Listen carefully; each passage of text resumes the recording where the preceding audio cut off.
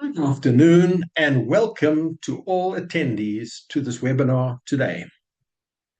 Building South Africa's competitive electricity market, the role of trading, transmission and market reform. My name is Chris Yelland, Managing Director at EE Business Intelligence, and I'll be your host at this webinar, signed in from Johannesburg. Welcome also to our presenters, who will be introduced to you in due course. I will share a link with you now in the Zoom chat facility where you can download the presenter biographies. These have been shared before, but for those who haven't seen them, please take a look at the Zoom chat facility where you'll find the link. And welcome to you, the attendees, for your interest and participation. This webinar is hosted by EE Business Intelligence. I'd like to acknowledge and thank the Presidency of the Republic of South Africa, Eskom Renewables, the NOAA Group, Red Rocket, the Energy Exchange of Southern Africa, Krutham, the South African Electricity Traders Association, and the South African IPP Association for their valued support for this webinar and for the great work they do in this field. About 1,700 delegates have registered to attend this webinar to hear what the presenters have to say on the subject. This attests to the relevance of the subject matter being covered, as well as the stature of the presenters. So may I thank the presenters and your organizations up front for your support and participation, and for the time and effort that you've put in. Please do note that this webinar is being recorded, and links to view the webinar on demand and to download all the presentations will be made available tomorrow morning at 9 o'clock to all those who registered to attend, as well as publicly. The program for today has been widely circulated, but a link to download the program again will be shared now on the Zoom chat facility, so please take a look there. After an opening address by Saul Musker from the Office of the Presidency, 4 expert presenters will each have a 20-minute slot to make their presentations. And in between, we'll have a 10-minute comfort break. This will then be followed by a wrap-up by Peter Attard-Montalto of Krutham with some insights of his own.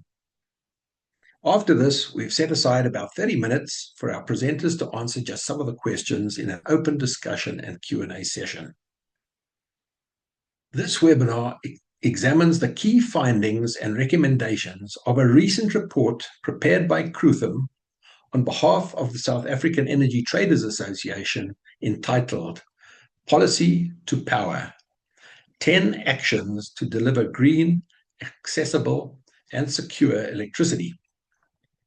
The webinar explores what this means for South Africa's electricity market reform process and the development of competitive electricity trading, and the practical steps required to unlock large-scale private investment while maintaining security of supply and affordability.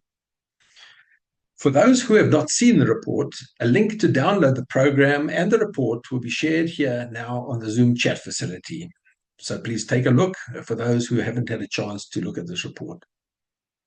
While the webinar and presentations are in progress, please do send your questions on the Zoom Q&A text facility. You may also put up your hands to ask questions verbally. So without further ado, I will now introduce you to Saul Musker from the Presidency, who will deliver the opening address. Saul, if I can ask you to switch on your camera and your mic at this point and put on your presentation, share your presentation and put it into full screen mode while I introduce you. Saul is Director of Strategy and Delivery Support in the Office of the Presidency in South Africa, where he works on economic reform, climate finance, and other strategic policy initiatives. He obtained a Bachelor of Arts Honours degree, cum laude, from Wits University, majoring in international relations, French, and English literature. And he completed master's degrees in global governance, diplomacy, and public policy at Oxford University as a Fulbright and Rhodes Scholar. In the presidency, he translates policy priorities into actionable strategies that produce rapid, concrete results, especially in the areas of economic growth, job creation, and the transition to renewable energy. Through Operation Vulindlela, he has helped open the energy sector to private investment, electricity market reform, and the rollout of rooftop solar PV. So it's a great pleasure to have you with us here, Saul. I see your presentation is ready, and I would like to now hand over to you for your opening address. Thank you. Thank you very much, Chris, and afternoon, everyone. It's very good to be with you all. And thank you, Chris, for pulling all of this together. Also for the very generous introduction. Although I think what I've become through this process, particularly on energy reform, is an engineer. More than anything else, we have to wear many hats in Operation Vulindlela. But thank you for that. And I think this discussion really comes at a very important moment in the process of energy reform in South Africa. What I'll give in this very short presentation is an overview of where we are in the market reform process, what the objectives of reform are, and what we see as the priorities over the next year and beyond. And hopefully that will help to frame this discussion and to set the scene for the next few presenters who will, go into more of the technical detail in several of these areas. I think the place to start, though, before I go through it, is we're in a very different place now in 2026 than where we were 5 years ago. If you cast your minds back to 2021, we were experiencing frequent stage 6 load shedding. It got worse in the 2 subsequent years, but it was already very severe. We had a structural shortfall of energy supply, and load shedding was really the most significant constraint on economic growth by far. We were, in the midst of an energy crisis.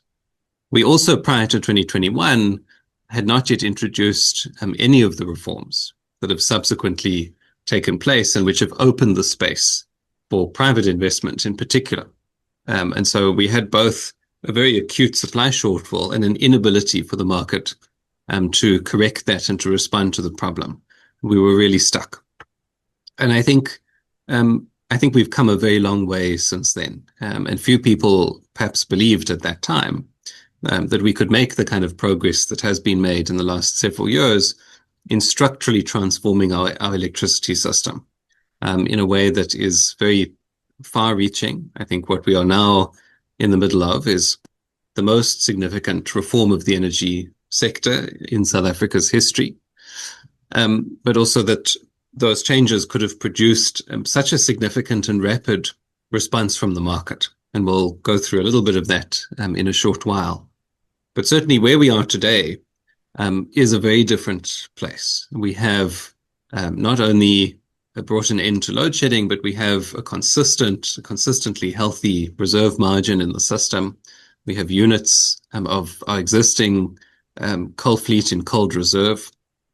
And we have a massive influx of investment, particularly in renewable energy generation capacity, mostly from the private sector. In fact, almost entirely from the private sector, really mobilizing hundreds of billions of rands of capital already deployed in that direction. So it is a different world.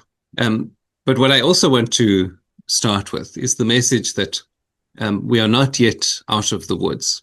And so as much as we can celebrate the progress that's been made in improving Eskom's operational performance, in implementing regulatory reforms over the last few years to enable private investment and to open the space for investment, and really in stabilizing the system, that system remains fragile. We still don't have a sufficient buffer to enable future growth. We expect and should expect the economy to grow over time and for demand to grow. And certainly over the next few years and beyond, we are also seeing many of our existing power stations reach their end of life. And in the IRP 2025, the current plan We have several coal-fired power stations scheduled to be decommissioned in 2030. And so the system still needs hundreds of billions of rands of investment in new capacity. That takes time. It is difficult to pull off. And it's simply to make the point that the need for reform of the system as a whole remains as urgent and as important now as it was 5 years ago, even though we don't have the immediate pressure of load shedding on our shoulders. And that's really what we're very focused on as Operation Vulindlela, and both the Presidency and National Treasury coordinating an effort across government to drive this reform of the energy system. What we have, the argument that we've made for the last while, is that the reason why we experienced load shedding for more than a decade in South Africa was that we had concentrated financial and operational risk in a single entity, in Eskom. And when that entity failed to deliver, we had no fallback plan. And that is the weakness of a vertically integrated monopoly system. And that is the reason why so many countries have over time moved away from that model. And we persisted with that model, and we experienced the very worst effects of it. We have also not had until now a competitive market, and that has meant that the market itself, the private sector, was not again able to respond when it saw that there was a shortfall, a projected shortfall in supply. There was no mechanism for people, for society as a whole, to find ways to respond to that and to solve the problem. And so by resolving these structural design problems in the energy system now, we can make sure that we don't relapse into load shedding in future, not just now, but in 10, 20 years' time. That fundamental logic that we need to move towards competition, a competitive market, reduce our reliance on a single supplier, and remove the monopoly control of the energy system is baked into all of our policy documents. And I won't go through all of this and give you a history lesson, but everyone on this webinar knows that logic was first set out in the 1998 White Paper on Energy Policy. So this has been, a policy commitment of government for 3 decades almost.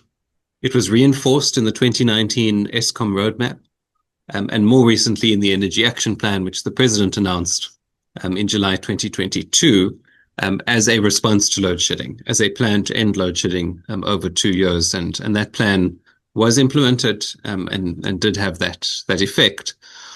But what was important about the Energy Action Plan was that of the 5 pillars in the plan, the final pillar was the transformation of the energy system to achieve long-term energy security. And that's what the President committed to when he announced the plan in July that year, that we would radically transform the structure of the electricity sector and introduce a competitive electricity market. As I said, we're quite late to this game. So South Africa is right at the end of a long queue of countries that have already implemented similar reforms, and it's worth just pointing that out, I think, in stark terms. What you can see on the left-hand side of this slide is the number of countries expressed as a percentage of global demand, so in volume terms.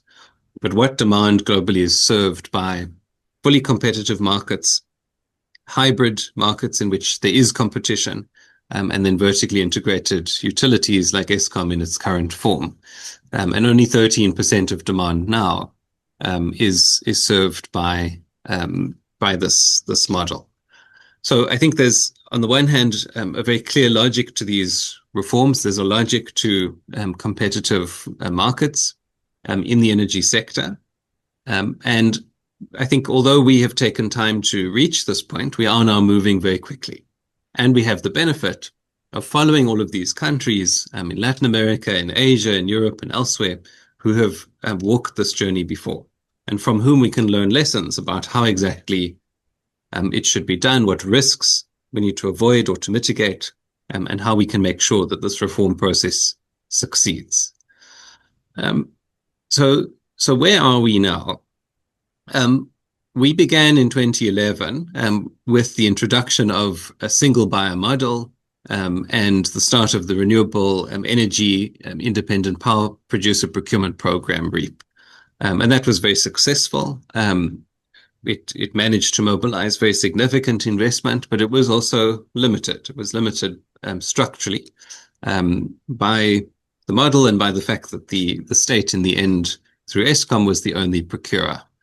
But nevertheless, we did have the introduction at a relatively small scale of independent power producers and the opening of a market in that limited sense. In 2021, and then again in 2022 and 23, we, through the amendment of Schedule 2 of the Electricity Regulation Act, then opened the space for private investment in electricity generation more broadly, first up to 100 megawatts and later without a limit.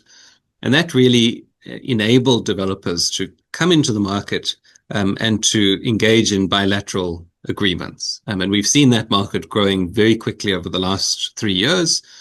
Huge amounts of investment, many projects already in construction or connected to the grid, and many more on the way. And so while that has enabled private investment at scale and cleared the regulatory obstacles to that investment, it has happened really in the absence of an organized market. And that has created, in a sense, a ceiling on the amount of investment overall that we might see, because there are only so many off-takers that are able to commit to long-term contracts. And so there's a kind of ceiling on the size of the bilateral market. The Electricity Regulation Amendment Act, which was promulgated in January last year, provides for that reason for a competitive wholesale electricity market. And that will raise the ceiling, remove the ceiling altogether, because for the first time, generators will be able to compete among one another to supply power into the market. And you will have multiple buyers and multiple sellers without needing to sign a long-term agreement with a single off-taker, whoever that may be. The market also has other advantages. It will allow us to identify the rational price of electricity, and over time to lower that price, because the cheapest available capacity that meets system requirements will be dispatched, and the market will start to reflect the true market clearing price, and that should serve, on the one hand, as a very clear signal for investment. But on the other hand, should also allow us to realize the benefits of much cheaper sources of generation capacity, solar, wind, batteries, and otherwise, as generators respond to that signal. There are a number of prerequisites that we are in the process of putting in place to enable that market to be introduced, but that work is now very advanced. And really, I think we are, as South Africa, on the cusp of having a competitive wholesale market in place, the SAETA, and that will be a real watershed moment in this very long reform journey. The proposed market design, I think, is probably well known to many of you on the webinar, but just at a high level, I think, to illustrate it. Eskom will, of course, remain an important generator of electricity. It still has a very significant share of the market. And that is, it simply has the majority of the generation capacity that currently exists in the system. And so this is really about enabling other generators over time to emerge and to compete with one another and directly with Eskom in a way that they have not been able to do before.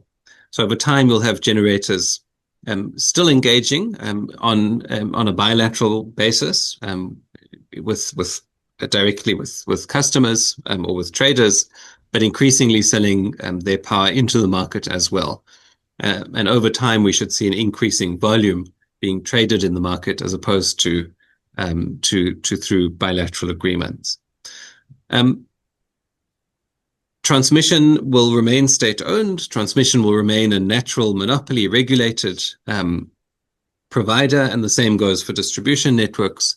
So those big kind of pieces of infrastructure will remain regulated because they can't be replicated. But you will have competition starting in the wholesale market and eventually moving to the retail market as well. So in the beginning, you'll have a number of distributors, municipal distributors, as well as Eskom distribution, participating in the market as buyers, as well as traders, aggregators, and some customers able to participate in the market directly, larger commercial and industrial players, and then multiple generators competing to provide that power. We have already laid the foundations for that market design.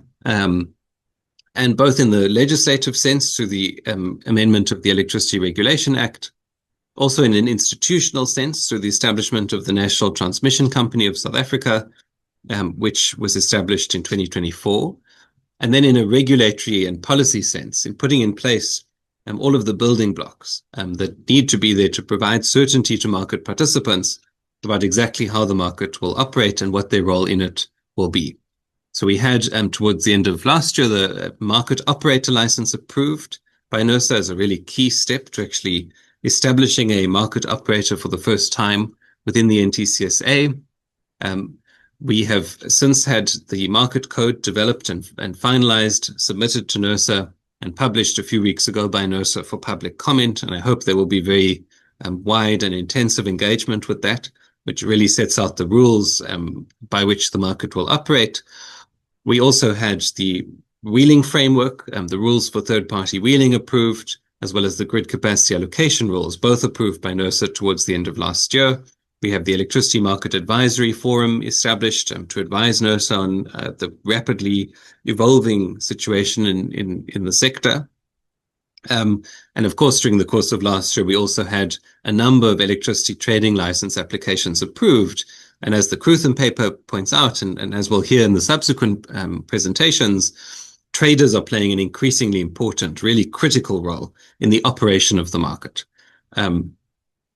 both in its current form, in its sort of nascent form, as in de-risking transactions, enabling more generation capacity to proceed outside of a single off-taker. But once the market is established, they will play a very important role in creating liquidity in the market and participating, acting as an interface between the market and buyers. So if you just look at that, list, there are many of these foundations that have already been put in place. There's years of work that's happened in the market design and in the market framework that needs to be in place. We're very close to having these last foundations put in place, including the market code itself. And what we also have, if you look at the graph on the right-hand side, is a very significant pipeline of private generation capacity. We're now at close to 20 gigawatts of capacity registered with NERSA.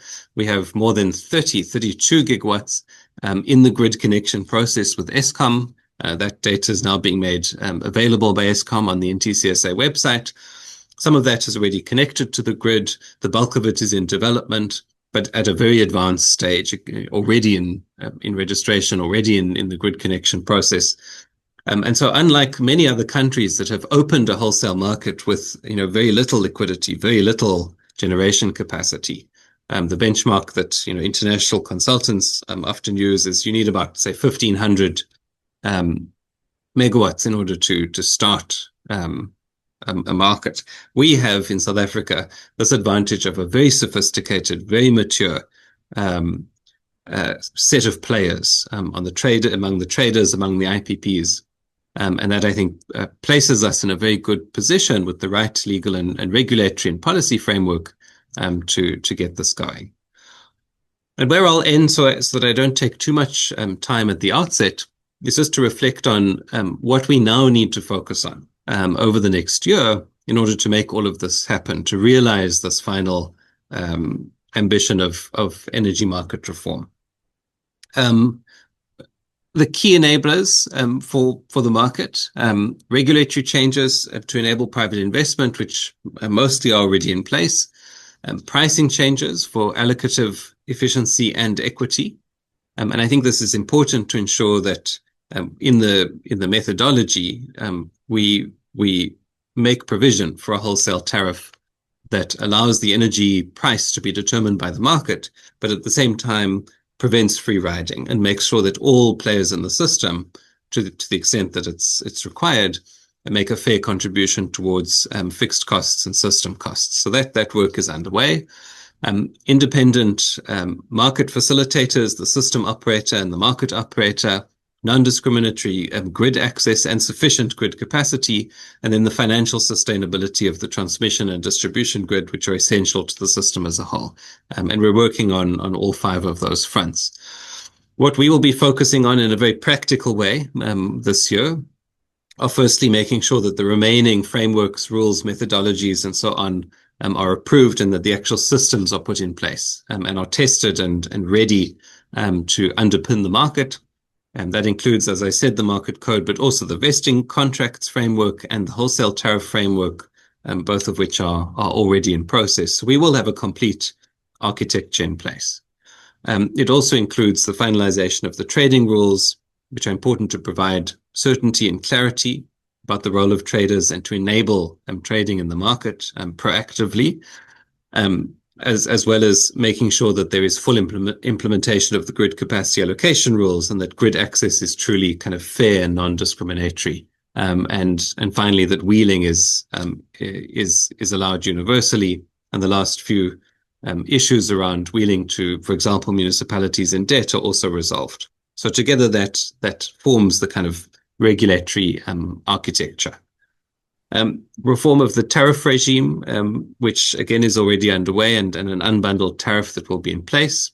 The establishment of the transmission system operator, the TSO, which we're working on in a very determined way now through the Eskom restructuring task team that the President announced in SONA, and which is very hard at work between the Presidency, the Treasury, and the Department of Electricity and Energy to establish a fully independent TSO with ownership and control of transmission assets and to remove conflicts of interest. The introduction of independent transmission projects to solve the problem of a lack of available grid capacity. And finally, support for municipal distributors to make the transition to a reformed sector and eventually to be able to participate in the market and to develop the capabilities required to do that. So hopefully that gives you a picture of not only what the objectives of market reform are and where we are in that process and the fact that we remain absolutely committed to seeing it through, but also what the specific issues are that we're now addressing and what our priorities will be.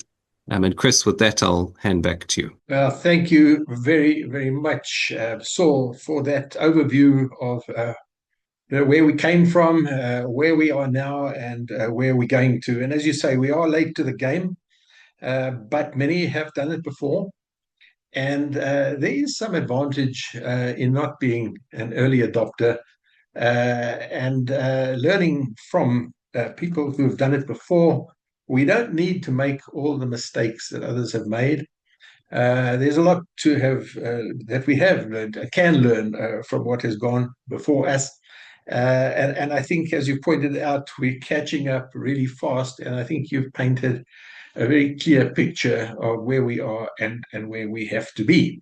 So thank you indeed very much. We are honored to have your participation in this webinar as the opening keynote presenter. But with that, we are going to move on to our first maiden presenter, and that is Krutham SAETA. Krutham is from Eskom Renewables, and as Saul said, Eskom is going to be an important player in this new electricity sector that we're moving into. And Eskom Renewables is going to, I'm sure, be delivering a lot of the new renewable energy capacity in South Africa. So it's great to have you with us, Krutham. Krutham has over 20 years experience in driving growth, transformation, and innovation across the energy, resources, and manufacturing sectors. He serves as General Manager, Renewable Strategy and Business Development at Eskom Holdings, and he's been advancing South Africa's energy transition through clean and sustainable power generation. Before this, he served as Senior Principal at Hatch, a major consulting business, global, and project management business, where he headed the strategy and operational excellence practice across Africa. Krutham was also a partner and Monitor Deloitte, where he led corporate strategy and business transformation initiatives for energy, resources, and manufacturing clients across the continent. Krutham holds a master's degree in industrial engineering from Wits University and a Bachelor of Science in Mechanical Engineering from the University of Cape Town. So with that, I'd like to welcome Krutham. The floor is yours. We're looking forward to hearing your presentation. Thank you. Thank you, Chris, and good afternoon to everyone that has joined this webinar, and much appreciation for you being able to facilitate this. Today I'll focus on the role of Eskom Green in the competitive market that we are evolving into and we've entered. And I think one of the key things that has come out, which was an important highlight in the report that highlights the 10 key actions, was that it's important for us to clarify the positioning and the role of Eskom Green in the reform market, so that we can be able to give cost to the various stakeholders, investors, the energy users within our market. And so focus particularly on Eskom Green. I will of course start by contextualizing how it fits into the Eskom strategy, and more importantly, how we see it as a complement to the reform efforts that have been established to drive energy security, to enable the delivery of affordable and accessible renewable energy.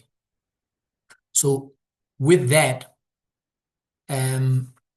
I think it's important to also just highlight that we do believe that these are important steps in being able to drive investment within this industry, and that Eskom needs to be able to play its role in enabling that.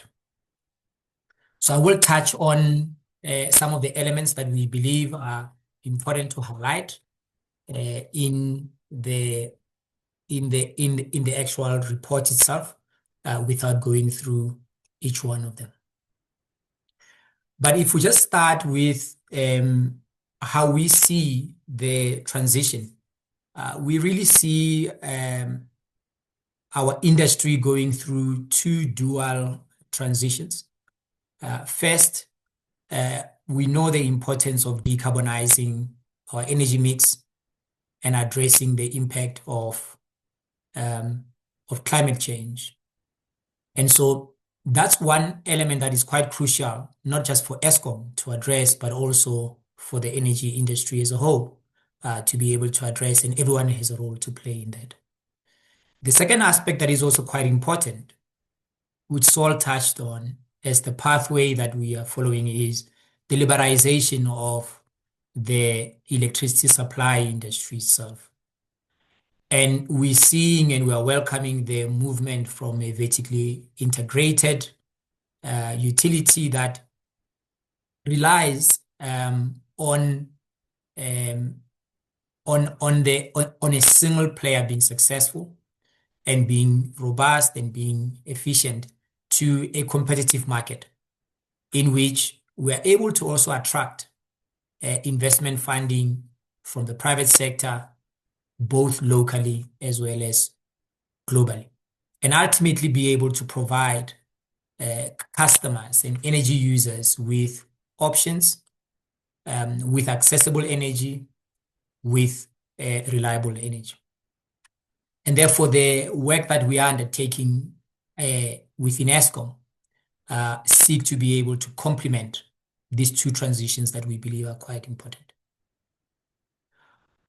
I will start by anchoring this in terms of what is it that is Eskom's strategy, and just highlight the parallels between the 10 actions that have been highlighted in the report, which we believe is quite useful in summarizing the practical actions that need to be undertaken, and how those align with some of the strategy priorities of Eskom. Now, we know that the underpinning initiative that Eskom has driven has been improvement in the performance of the coal fleet, And today we have exceeded the EAF levels of 65%. And there's work underway to make sure that that is further improved to a target of 70%. But what is also important is how we deal with the financial sustainability of Eskom through municipal arrears and energy losses, how we unbundle the divisions into standalone businesses that can support the approved strategy. There's work, of course, that is led by the presidency that is looking at how the transmission business end state needs to look like and the timings. And the work that is done in the strategy will, of course, align with that. It's also important for us to be able to say, how do you create a investment environment that is clear, that is stable through advancing the unbundled and dynamic tariff. And that is both important in terms of investments by Eskom, investments by the private sector in new generation capacity, in transmission infrastructure, and also in to optimally reform industry as well. The acceleration of the TDP as driven by NTCSA is quite crucial. But what I want to then just put an emphasis on is the areas around just and inclusive energy transition. We believe that while we are introducing renewable energy capacity, we need to be able to have the integration of just energy principles into that agenda. And so as we roll out more renewable energy through Eskom Green, we are also intensifying our repowering and repurposing efforts, particularly at stations where we expect the end of life to be reached in the coming years. So power stations such as Hendrina, Komati, as well as. So I think as I was speaking to the efforts around repowering, power stations such as Hendrina, power stations such as Camden that are reaching end of life, we are already doing proactive work to be able to look at how those can be repowered, can be repurposed with commercially viable renewable investments. And also being able to look at what are the other reuses of the infrastructure that can be able to provide much needed replacement investments and economic opportunities within those communities. So I will focus therefore on how Eskom Green plays that role. It doesn't play a role across all elements. And I think it's quite important for us to also recognize that the way that we have looked at Eskom Green is for it to be able to provide clarity as to where it fits. So I'll touch on what we do, but also where it fits into the corporate structure. So the consultation with DEE as well as National Treasury have been underway. And I'm glad to inform that National Treasury has recently provided a Section 51G approval for the establishment of Eskom Green as a new subsidiary of Eskom that will focus on renewable energy projects. Why we've aimed for a subsidiary is to be able to make sure that there is a standalone subsidiary that is ring-fenced to invest in energy-related projects and to be able to achieve the necessary safeguards to give confidence to both funders, competitors within the market, as well as our customers. And so we foresee this being a platform that will focus on solar PV projects, on wind projects, hydro projects. We are also looking at our hydro pump storage investments being undertaken within this platform, as well as battery storage, which is much needed as we are seeing the higher penetration of renewable energy, particularly the variable energy solutions. Areas around power to X, particularly green hydrogen, will also be pursued under this subsidiary.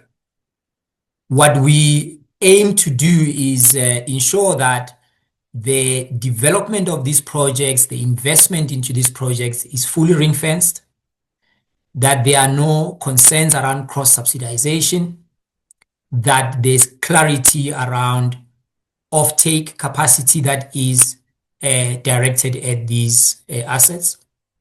And to date, we have about 14 gigawatts of projects that are under development, some of which in early stage of execution, particularly across the power stations. And it's important to contribute to the crowding in of private investments into these projects. And I'll talk a little bit more around that as we proceed. But before I go into how we aim to manage the projects, I think a crucial one is really giving confidence and clarity around how Eskom Green will be governed in relation to Eskom Holdings. Some of the important elements is that this will have a dedicated management team, a board that of course fits into Eskom Holdings, but has clarity in terms of the relevant legislations it needs to conform to. The ERA for us is an important enabler in terms of the rules of engagement. The Competition Act is quite important as well as a guiding principle, but also being able to have clear guidances that are incorporated into its memorandum of incorporation, and also the necessary oversight and governance by Eskom Holdings. We also believe that it's important for us to have clear boundaries between the subsidiary activities and the costs related to that versus the subsidiaries related to the regulated businesses, particularly within the generation regulated business of today as it transitions into a standalone subsidiary. The other areas that are also important to highlight is by having a dedicated subsidiary, global benchmarks have shown that you are able to create an agile and a competitive business that can be able to operate under the very same rules that other IPPs, international utilities will be subjected to when they participate within the liberalized market, be it through the regulated PPAs, be it through the bilateral agreements, as well as the wholesale energy market. And so we see this business being able to, business being able to conform to the very same principles. And its ring fencing further provides that clarity.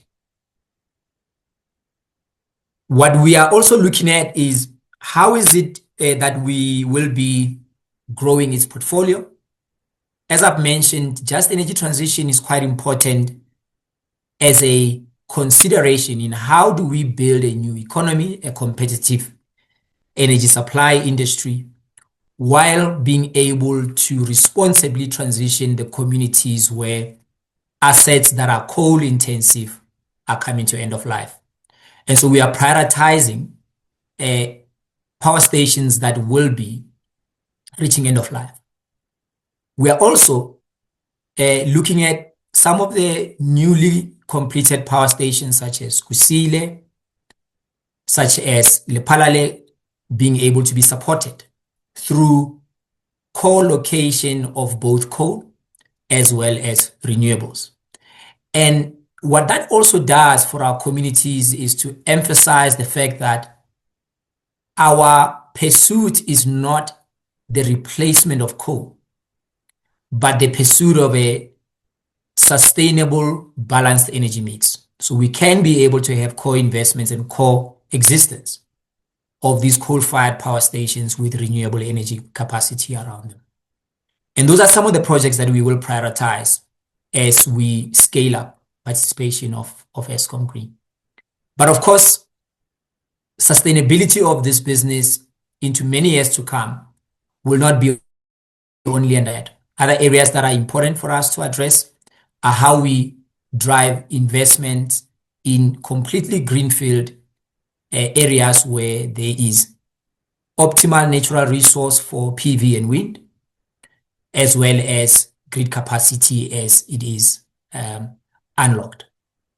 We, of course, also are looking at how we can be able to participate in providing a platform for continuation of existing assets where some of the investors may seek to be exiting. So those will also be looked at.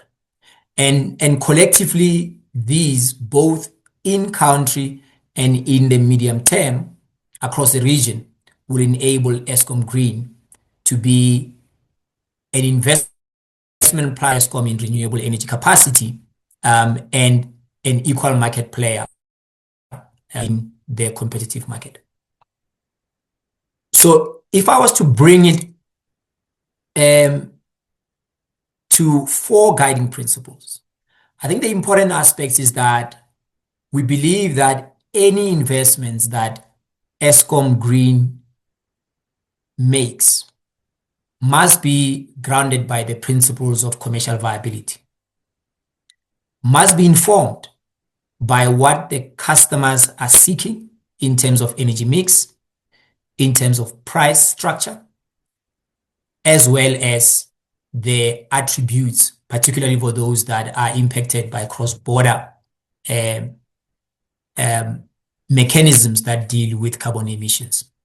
So we will be able to participate based on the very same rules in the merchant market as it is launched. We will look at the bilateral PPAs market where customers are saying to us, we are seeking a mechanism that allows us flexibility to enter into either a 5-year agreement, 10-year agreement, 15-year agreement, and therefore we have a clear pathway in terms of the energy cost. And at the same time, we can be able to have the choice of who we are acquiring that power from. We also believe that there is a role for us to play in terms of the regulated PPAs, because those tend to provide a long tenure and underpin the structured transition from a regulated market to a fully liberalized market. And again, even in those mechanisms, Eskom Green will operate on the very same principles that any other global utility that is operating in this market would be operating as.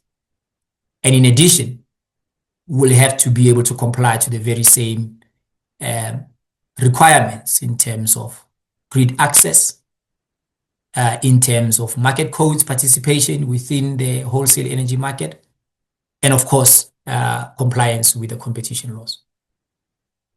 What is also important to highlight is how we view the role of private sector in collaboration with Eskom. We believe that the platform and the portfolio that we have today can be co-invested by both Eskom as well as the private sector. And that there's an opportunity to be able to not only pursue these on our own, but also be able to co-invest. So a private sector partnership framework is currently underway, being developed, being taken through the necessary approvals by our board, National Treasury, as well as the DEE to make sure that it is fully compliant. And in addition, what we are looking at is how we can be able to facilitate the investments by the financial institutions through project finance mechanisms. Now, one of the benefits of leveraging project finance in this environment is that there's clarity of costs. There's clarity as to what is the O&M cost. There's clarity as to what is the construction cost, and an optimal capital allocation and risk allocation between Eskom, co-investors, as well as construction partners. It also provides us with a mechanism to co-opt in a structured manner private investments that will be able to invest alongside Eskom itself. And so we believe that these are some of the building blocks that enable us to be able to give confidence to the market that Eskom Green is not there to reverse the efforts of a competitive, liberalized market that can be able to bring sustainable energy at cost that is affordable to customers, but that it becomes a equal participant on the same market rules that all other investors would be subjected to. So thank you very much, Chris. I'll hand over back to you. And thank you, Krutham. I think there is a lot to be said for communication, and you have communicated in a way that is extremely articulate. And I do think that this is needed, and that it does give confidence to investors to know exactly where they stand in respect of Eskom Green as part of the dominant, player in South Africa vis-a-vis, independent power producers coming from multiple different sources, and how these are going to interact. And I do believe that the private sector will be working with Eskom Green, undoubtedly. I think there will be many developers who will be anxious to do business with Eskom Green, and that Eskom Green will be looking to these developers to implement projects. So there, of course, are so many questions, and I'm sure they will arise in the Q&A session. But I think this is a very valuable communication that Eskom Green, Eskom Renewables has engaged in openly, and I really want to thank you and thank Eskom for your participation here. It is a signal of a willingness to communicate in this new market development. So thank you very much indeed, Krutham. And we're now going to move on to our next presenter, who is Andrew Taylor of the NOAA Group. As head of trading and co-founder at NOAA Group, Andrew plays a pivotal role in navigating the renewable energy market's complex regulatory and commercial landscapes. With a keen understanding of the legal frameworks and the strategic approach to energy trading, he ensures that NOAA's operations comply with regulations while maximizing value for all stakeholders. Andrew brings a wealth of experience in energy law and operations, enabling NOAA Group to navigate contractual negotiations, regulatory compliance, and risk management effectively. His leadership is instrumental in optimizing trading strategies, forging key strategic partnerships, and driving the company's growth strategy and trajectory in the renewable energy sector. So great to have you with us again, Andrew, and over to you for your presentation. Great. Thanks very much, Chris, and good day to all of your listeners. Maybe just a note prior to getting into the substance of the presentation is just really to congratulate both Saul and Krutham for the articulate presentation that they've outlined, and perhaps an open invitation to Krutham to participate in the ongoing debate around the trading rules, which I think Eskom Green, given the strategic outlines of their remit, would have a vested interest in participating in. So look forward to seeing Krutham in those arenas also. Chris, I just want to confirm, you can see both the presentation as well as my little icon, right? 100%, Andrew. Your presentation is looking great and you're coming across loud and clear. Perfect. So I'll jump straight into it then, Chris. Thanks again.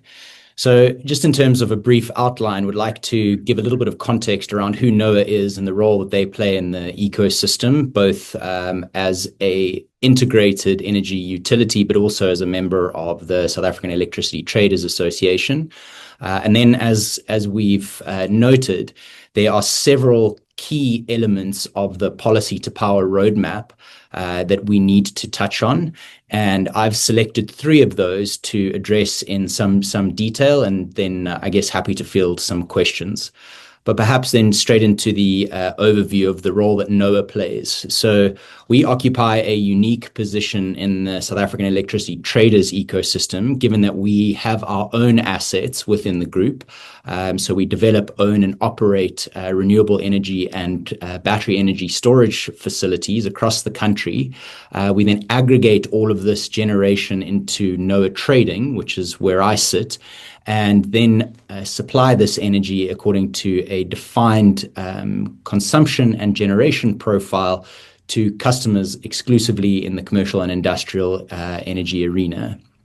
So this obviously allows our customers access to a diverse energy portfolio where we mix all of these generation sources to really try and, as Krutham correctly identified, put customer centricity at the core of our value proposition. This leverages the Eskom existing transmission networks, and we wheel this energy to our customers to help them remain competitive as participants in South Africa's economy, but also to assist them in achieving their decarbonisation objectives. So the 3 specific elements of the policy to power roadmap that I would like to focus on, Chris and your listeners, are really some of those alluded to by Saul in publishing a cabinet-endorsed electricity reform roadmap. And I think, to wit, South Africa's electricity sector has, in the space of 3 years, gone from a national emergency to what can only be described as a national experiment. Load shedding has, for now, receded. The energy availability factor is laudably edging back to 65%, with some days even reaching 70%. Almost 5 gigawatts of private generation has reached financial close since 2023. The wholesale electricity market has its market operator. The Integrated Resource Plan has, after 6 years, finally been gazetted. The Electricity Regulation Amendment Act is on the statute book largely in complete form. Yet, the most important reforms, the ones that decide whether this market works, whether prices come down, and whether the lights stay on after the next coal plants retire, are still unfinished. They are not technical, they are political and institutional. In our view, 3 of them, above all, define whether the next 12 months are going to yield a successful reform roadmap. These are a cabinet-endorsed reform roadmap, a finalized electricity pricing policy, and a strengthened and properly capacitated Department of Electricity and Energy and NERSA. Without these 3, it is our argument that the rest of the reform agenda is but a scaffold without a building. But with them, South Africa has, for the first time since the 1998 White Paper, a credible path to a competitive, green, and affordable electricity system. That is the case that I want to make this afternoon. South Africa does not lack electricity policy, but what it does lack is an authoritative, coherent map of what the policies add up to, in what sequence, and on whose desk each of these milestones and deliverables sit.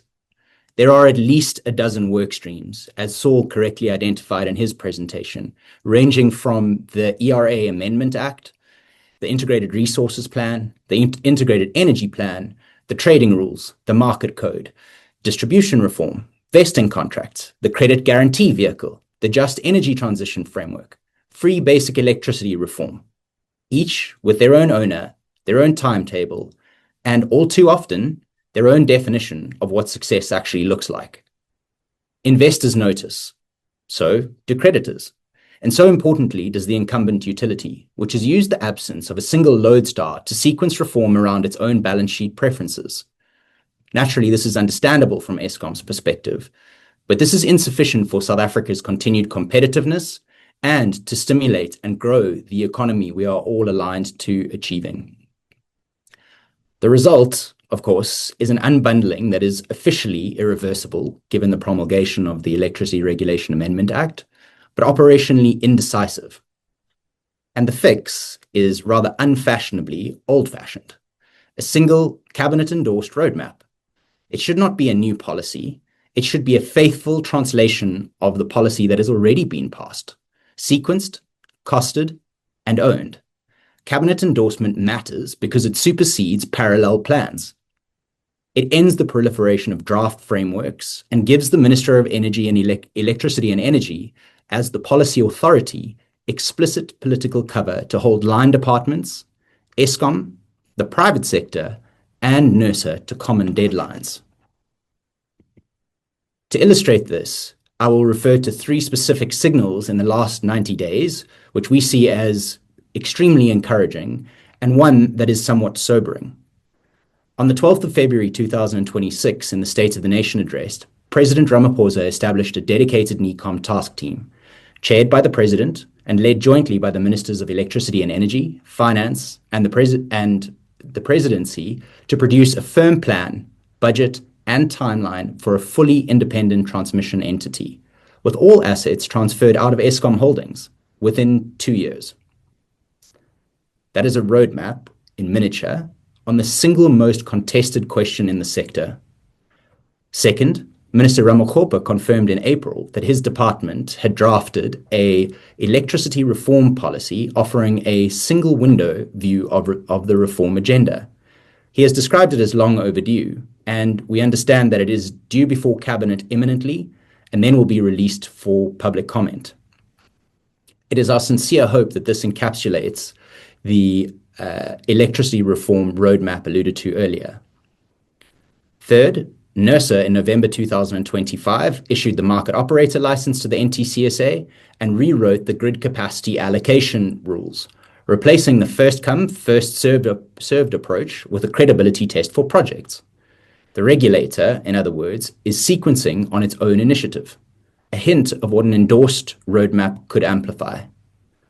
The sobering signal: Operation Vulindlela NECOM draft reform paper, on which the department's own policy rests, has been with ministers since 2024. A draft, however good, is not a roadmap. The question for 2026 then becomes, is not whether to publish one, but whether Cabinet will own one.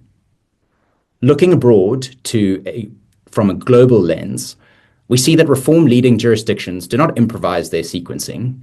Australia's national electricity market, often cited as the closest comparator to where South Africa is heading, is governed by a formal Energy and Climate Change Ministerial Council, which acts as the policy lodestar, with the Australian Energy Market Commission, the Australian Energy Regulator, and Australian Energy Market Operator, each owning a discrete, publicly mapped portion of the work.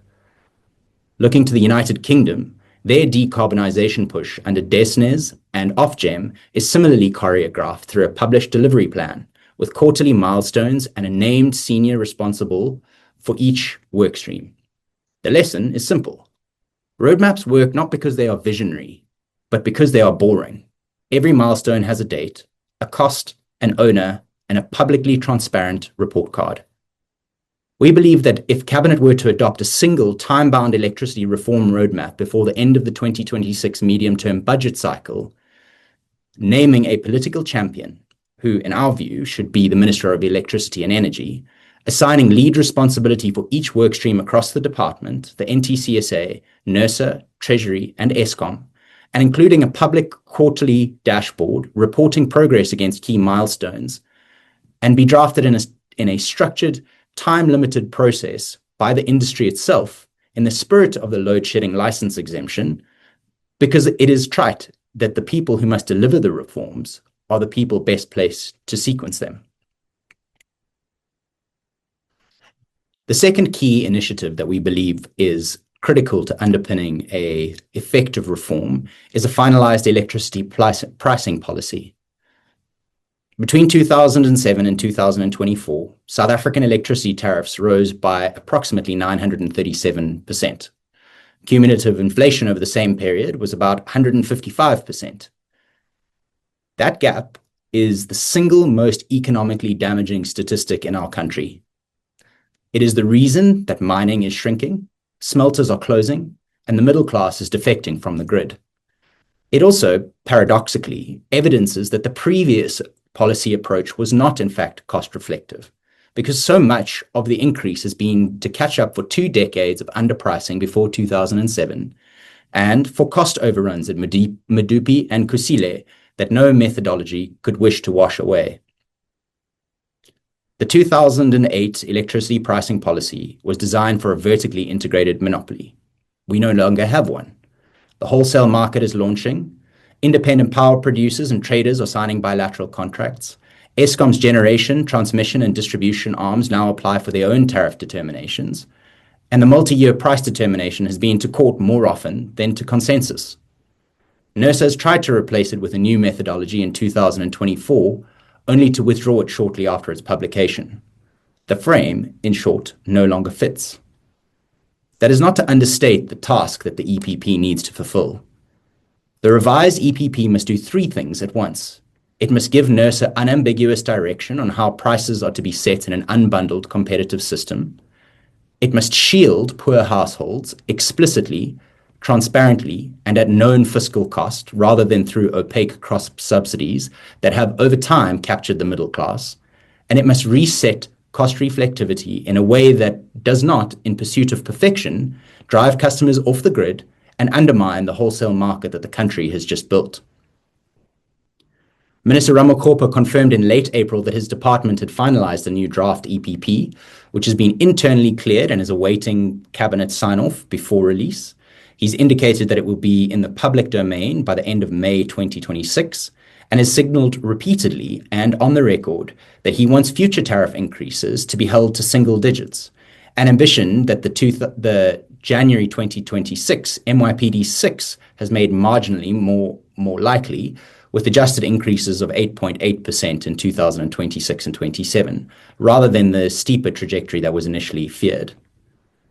In this regard, 2 developments matter. NERSA's intervention in the ferrochrome tariff relief, potentially discounting tariffs to 62 cents per kilowatt hour to avert closure, is a test case for transparent, rules-based industrial pricing. If the source of the discount is not made explicit, it risks becoming a new cross-subsidy borne by everybody else. Second, the department is consolidating SELGA, Treasury, and academic studies on free basic electricity, and having recently been noted by NERSA's Electricity Licensing Subcommittee and approved for publication. We eagerly await the outcome of this process. The World Bank's Global Survey of Tariff Design, a study of more than 60 systems, makes one observation uncomfortably clearly. Emerging market regulators almost universally under-recover, almost universally rely on increasing block residential tariffs, and almost universally fail to keep pace with inflation. South Africa is in fact unusual in having overcorrected, and the lesson is not that cost reflectivity is wrong. The lesson is that cost reflectivity without an explicit, well-funded social tariff produces a political backlash that hollows out the underlying methodology. The best examples, Chile, Colombia, and parts of the United States, and increasingly India, separate the price of electricity from the policy of redistribution. They publish the subsidy on the bill. They fund it from general revenue or from a ring-fenced levy. They target it through means-tested registers. And they let the tariff do the work it is designed for, signaling scarcity, rewarding efficiency, and financing investment. It is our recommendation that Cabinet should approve and gazette the revised EPP by the end of June 2026, with 4 non-negotiables underpinning this approval. First, explicit guidance to NERSA on the migration from a single Eskom MYPD to unbundled cost-reflective tariffs for generation, the NTCSA, and distribution, anchored in a phased and explicit unwinding of vesting contracts. Second, a transparent, fiscally funded free basic electricity allocation with a clear targeting mechanism, not a hidden cross-subsidy. Third, a rules-based framework for industrial pricing support that codifies the smelter logic, but specifies exactly who pays.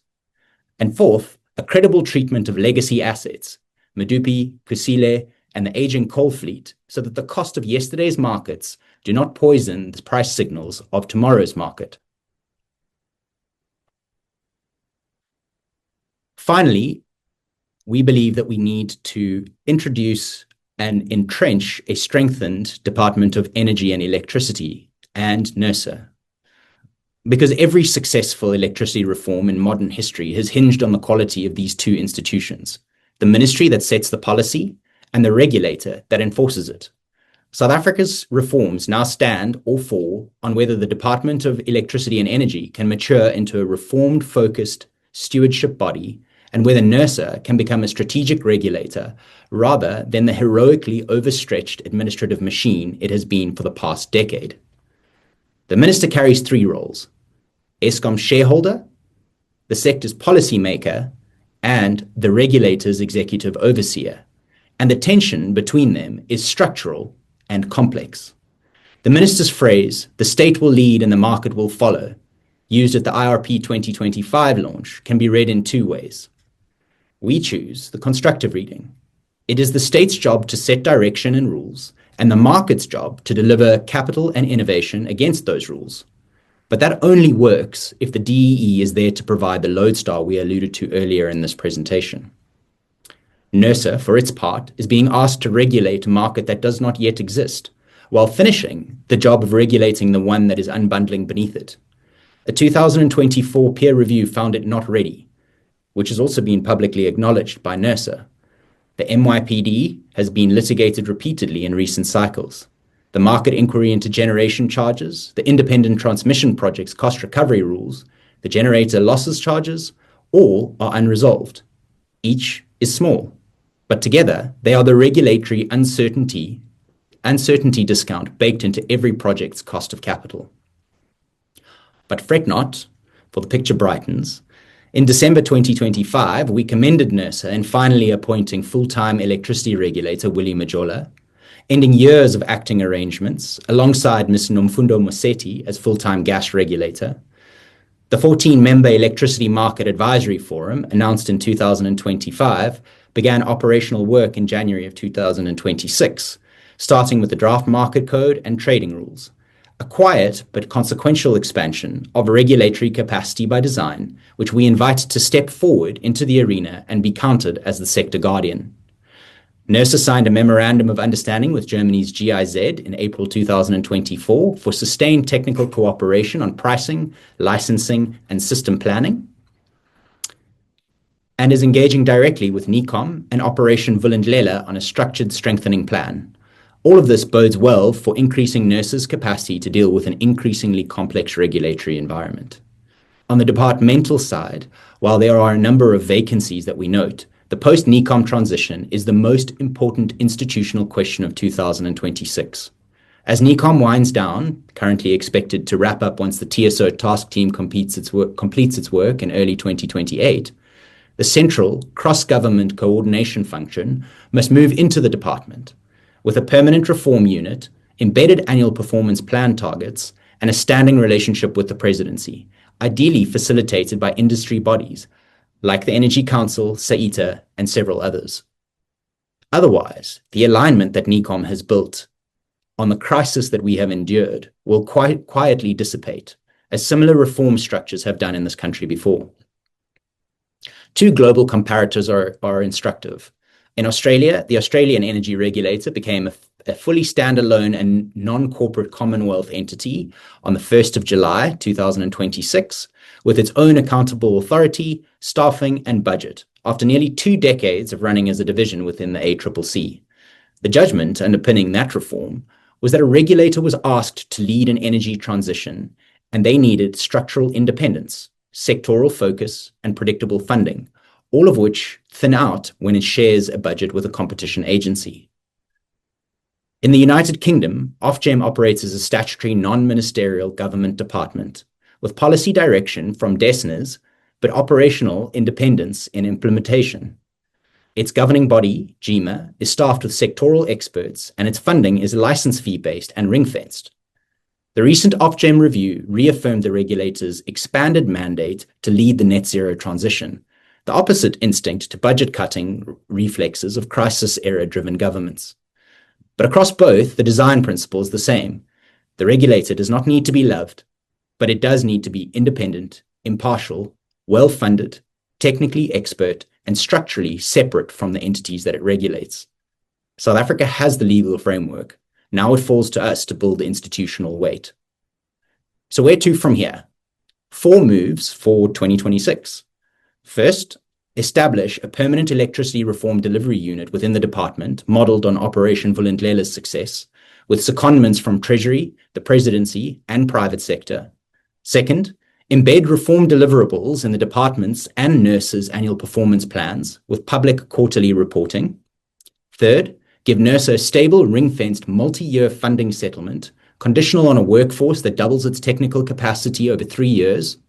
And fourth, shift NERSA explicitly toward outcome-based regulation, measurable access, affordability, and decarbonisation objectives and outcomes, rather than the compliance-heavy, process-driven oversight which can quickly consume it if bandwidth is left unchecked.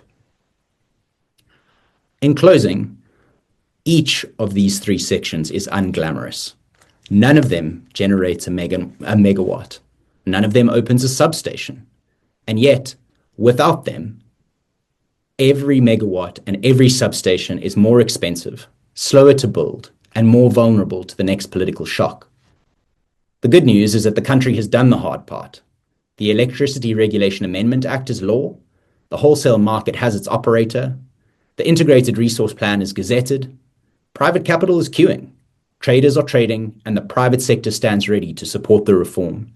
Eskom's plant performance has stabilized, and the President has, for the first time, used a State of the Nation address to draw a clear, time-bound line underneath the transmission question.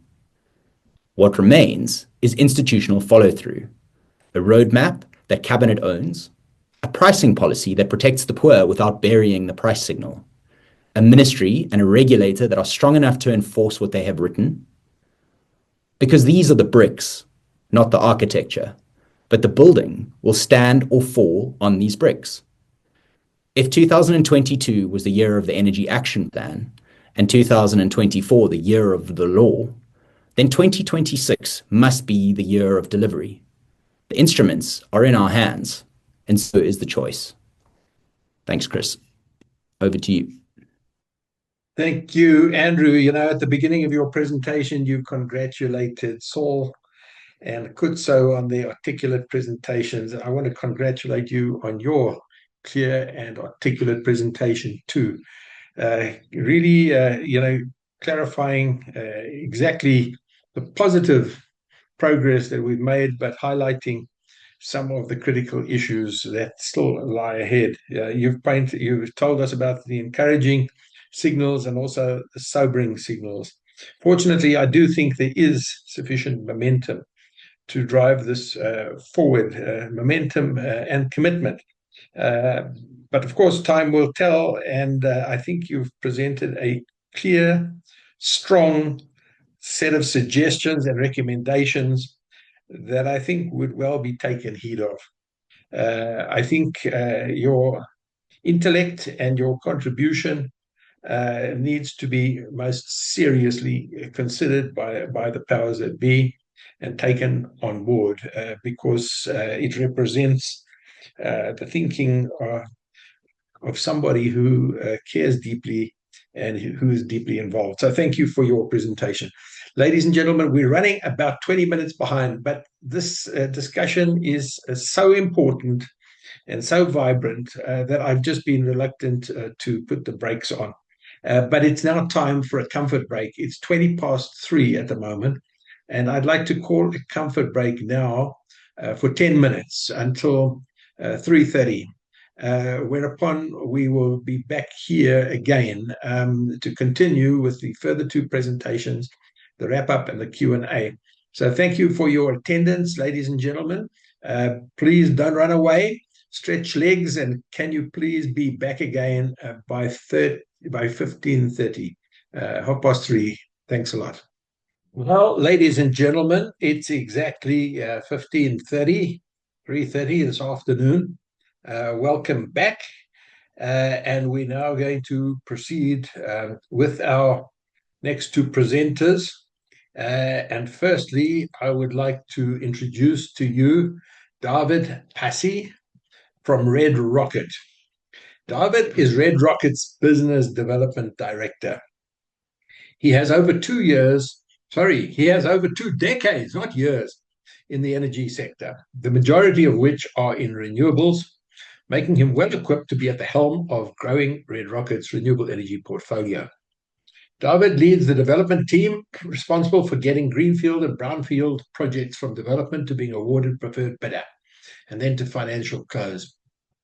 His role also includes oversight of the sales team's agile renewable energy focus and the advancement of Black Power, Red Rocket's electric vehicle charging joint venture with Rand Merchant Bank.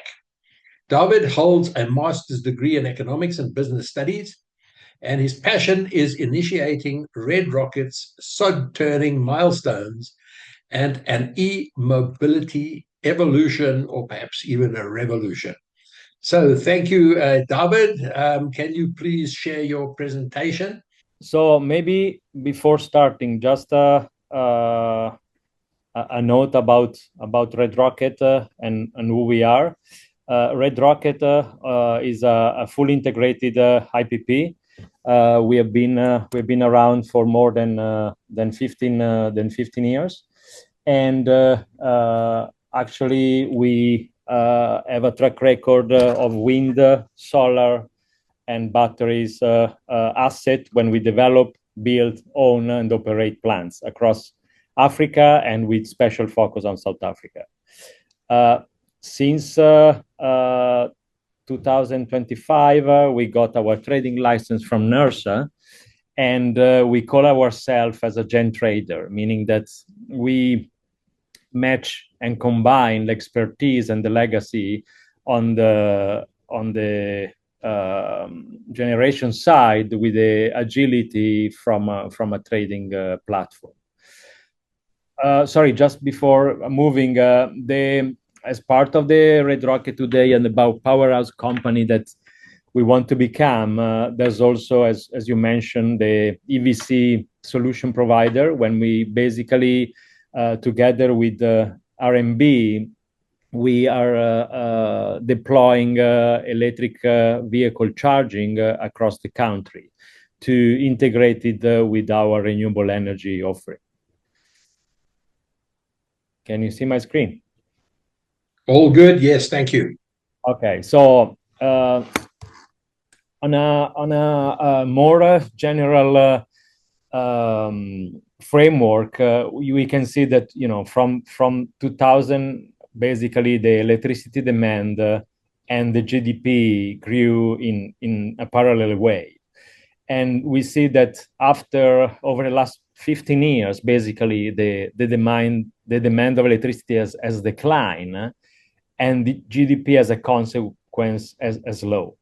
So if we consider electricity as a catalyst for renewable economic growth in South Africa, we can consider that there's 16 terawatt hours per annum that a new demand by 2030 can actually at the same time increase the power demand and create space for both public and private sector.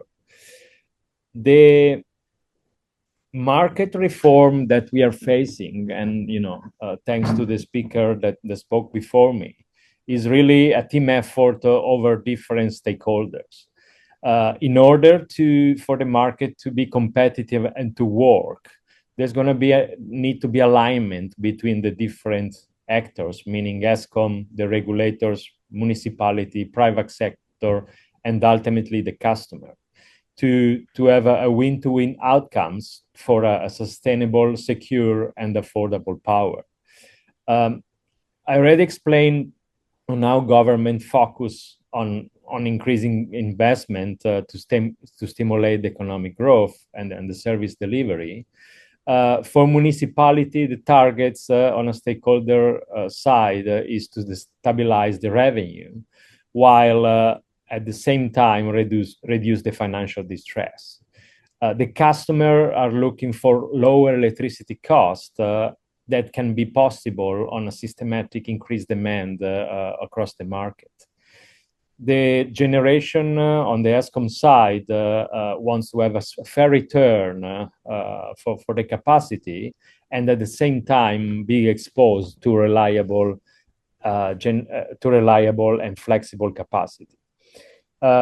Regarding the NTCSA, with unbundling, the funding for grid expansion is the target, because we are basically stuck on the grid connection side to implement a new generation, which is not anymore based on a resource, but is more linked to the actually grid availability.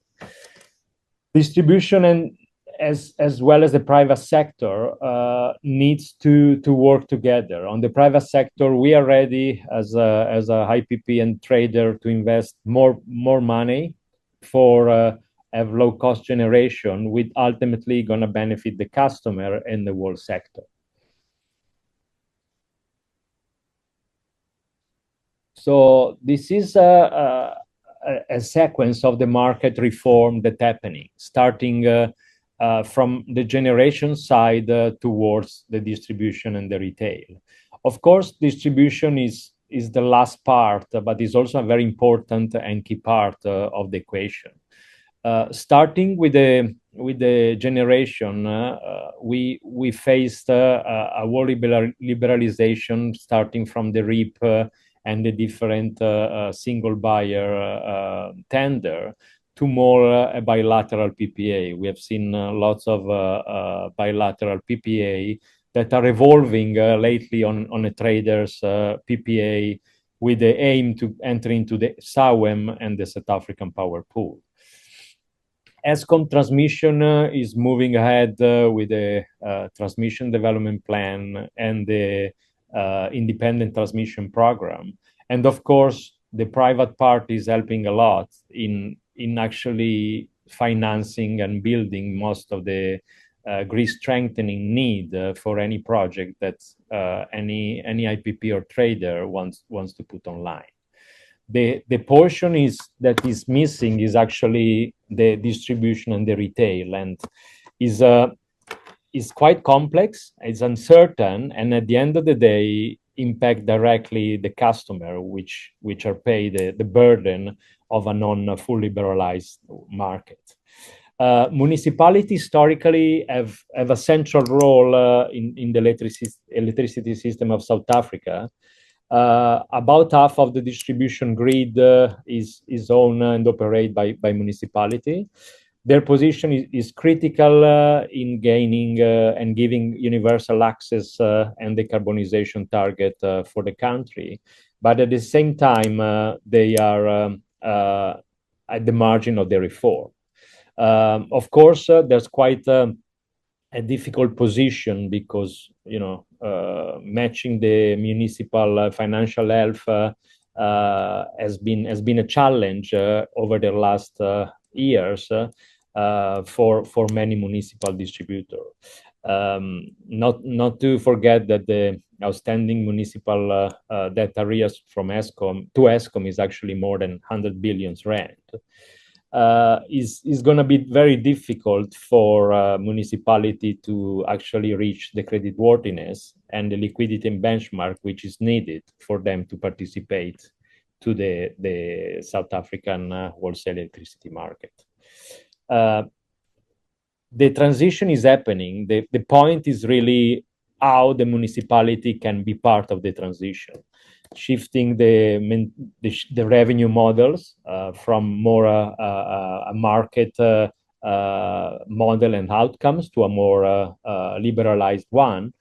The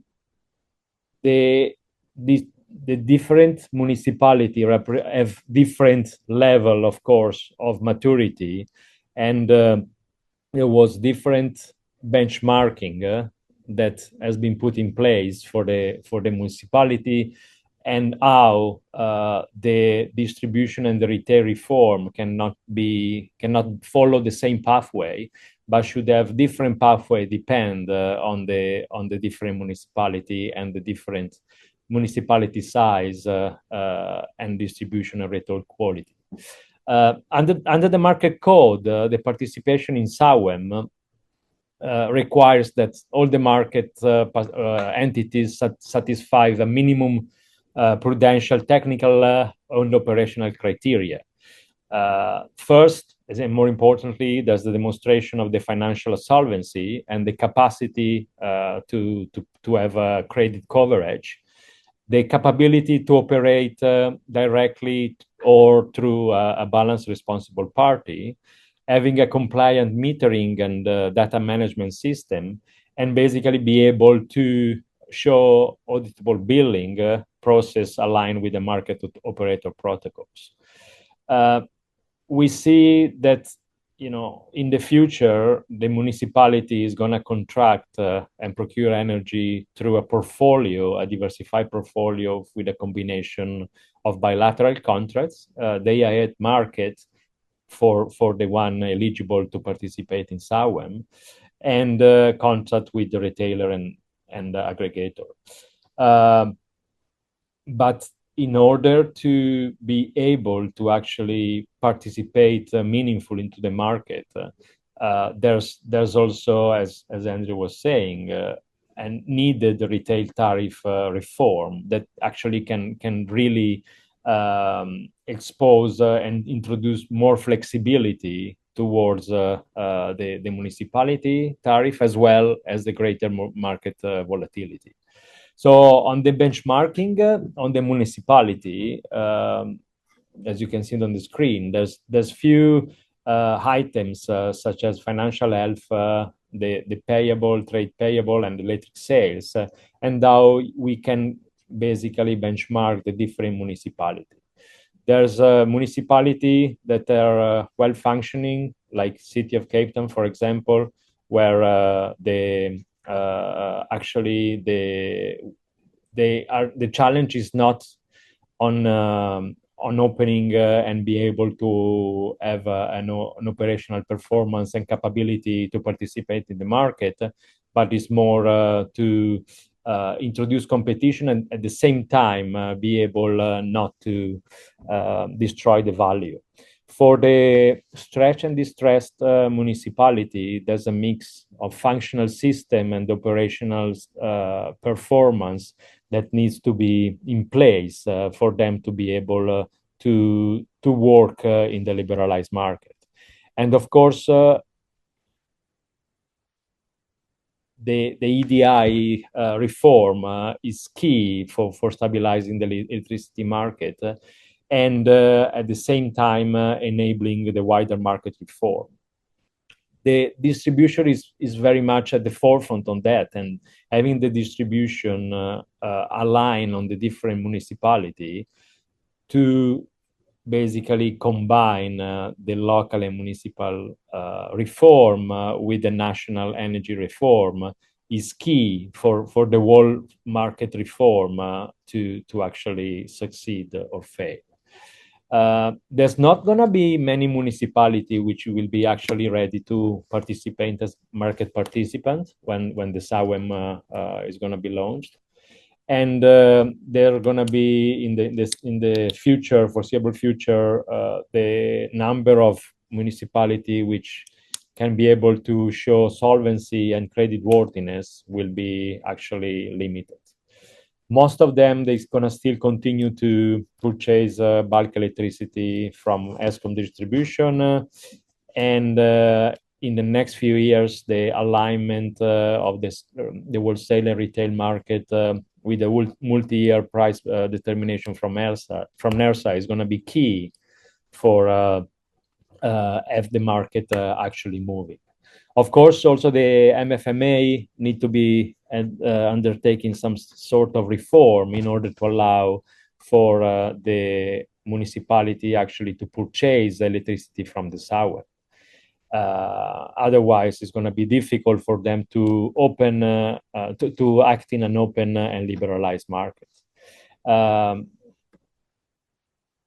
So, to summarize, the municipality face a dual challenge, which is not new. On one side, they're preserving the financial stability and preparing on the other side to the exposure to the wholesale market dynamics. In the short term, actually, the focus is basically to strengthen the fundamentals, because the number of municipality which can actually participate in the market is actually very limited. So what Red Rocket is doing is basically moving and helping the municipality and the different stakeholder to actually move to a fully liberalized market. On the contracting side, of course, we've been at the forefront on bilateral PPA with creditworthiness of taker. We create predictable and delivered cash flow. We deliver and will power through ESCOM and municipality grid. And we try to open up transparency, separating the network and the energy cost.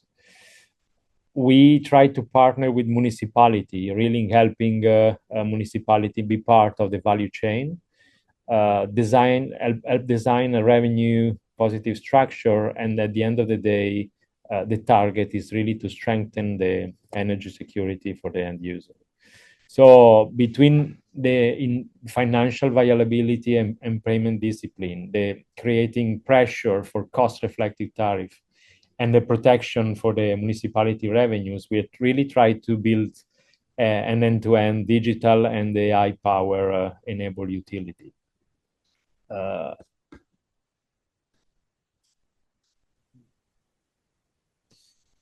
What we are actually try to do is already building what is the future for the energy system. We already have in place few of the mechanics and the instrument that is gonna allow us to participate actively in the market reform. We already have a common center, which is the key for the real-time control and the center for the generation management. Of course, under the SAETA, the first requirement is forecasting and schedule capability for the day-ahead market or intraday timelines. We already are doing basically the balance responsible party for the project that we have under RIPP for ESCOM. So we are well placed to keep on optimizing our asset of our portfolio of assets in order to forecasting for the SAETA. This is matched with the trading platform that we are building, so that we can actually optimize the capabilities of our portfolio of assets together, matching it with the customer and the SAETA requirements. Lastly is actually the movement to the vehicle to grid technology when we are implementing electric vehicle charging, with the aim to first create a virtual power plant on the road, so having energy storage through the different electric vehicle charging, and at the same time be able to wheel renewable energy to our charging station.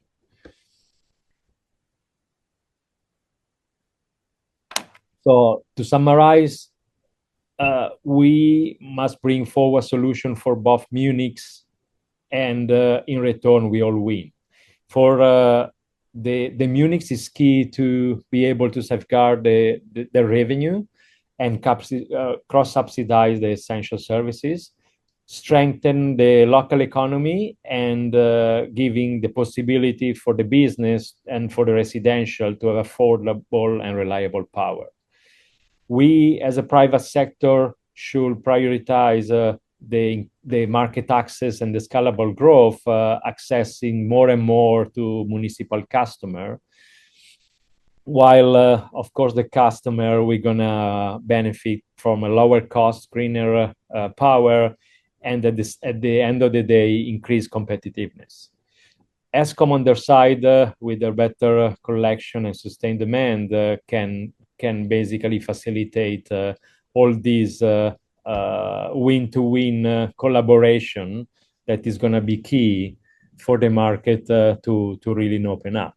So for the municipality is really key to prepare financially and institutionally, to strengthen their creditworthiness, to modernize the metering and the billing, and adopt a transparent winning framework, which is key for the restructuring of the tariff to recover the fixed cost and really focus on a more flexible portion of the tariff. So we think that with that in mind, this step will not only facilitate the participation in the SAETA, but we basically help the local distributor and municipality to remain solvent and sustainable in South Africa. So I end it here. Thank you, Chris. I give it back to you. Thank you, David, for that. And I think you've highlighted the critical role of municipalities and the and the need to deal with electricity distribution industry reform alongside the wider market reform, as well as the development of a wholesale market and the unbundling of Eskom. Unless we can deal with the municipal dilemma, this could really hold back this reform process. And yeah, I'm going to be interested in asking some questions about where we are in this EDI reform process, because it does present some unique challenges. We even see, for example, the unbundling process and establishment of Eskom distribution as a separate subsidiary is being held back by the arrear debt of municipalities, which may make Eskom distribution, frankly, unviable.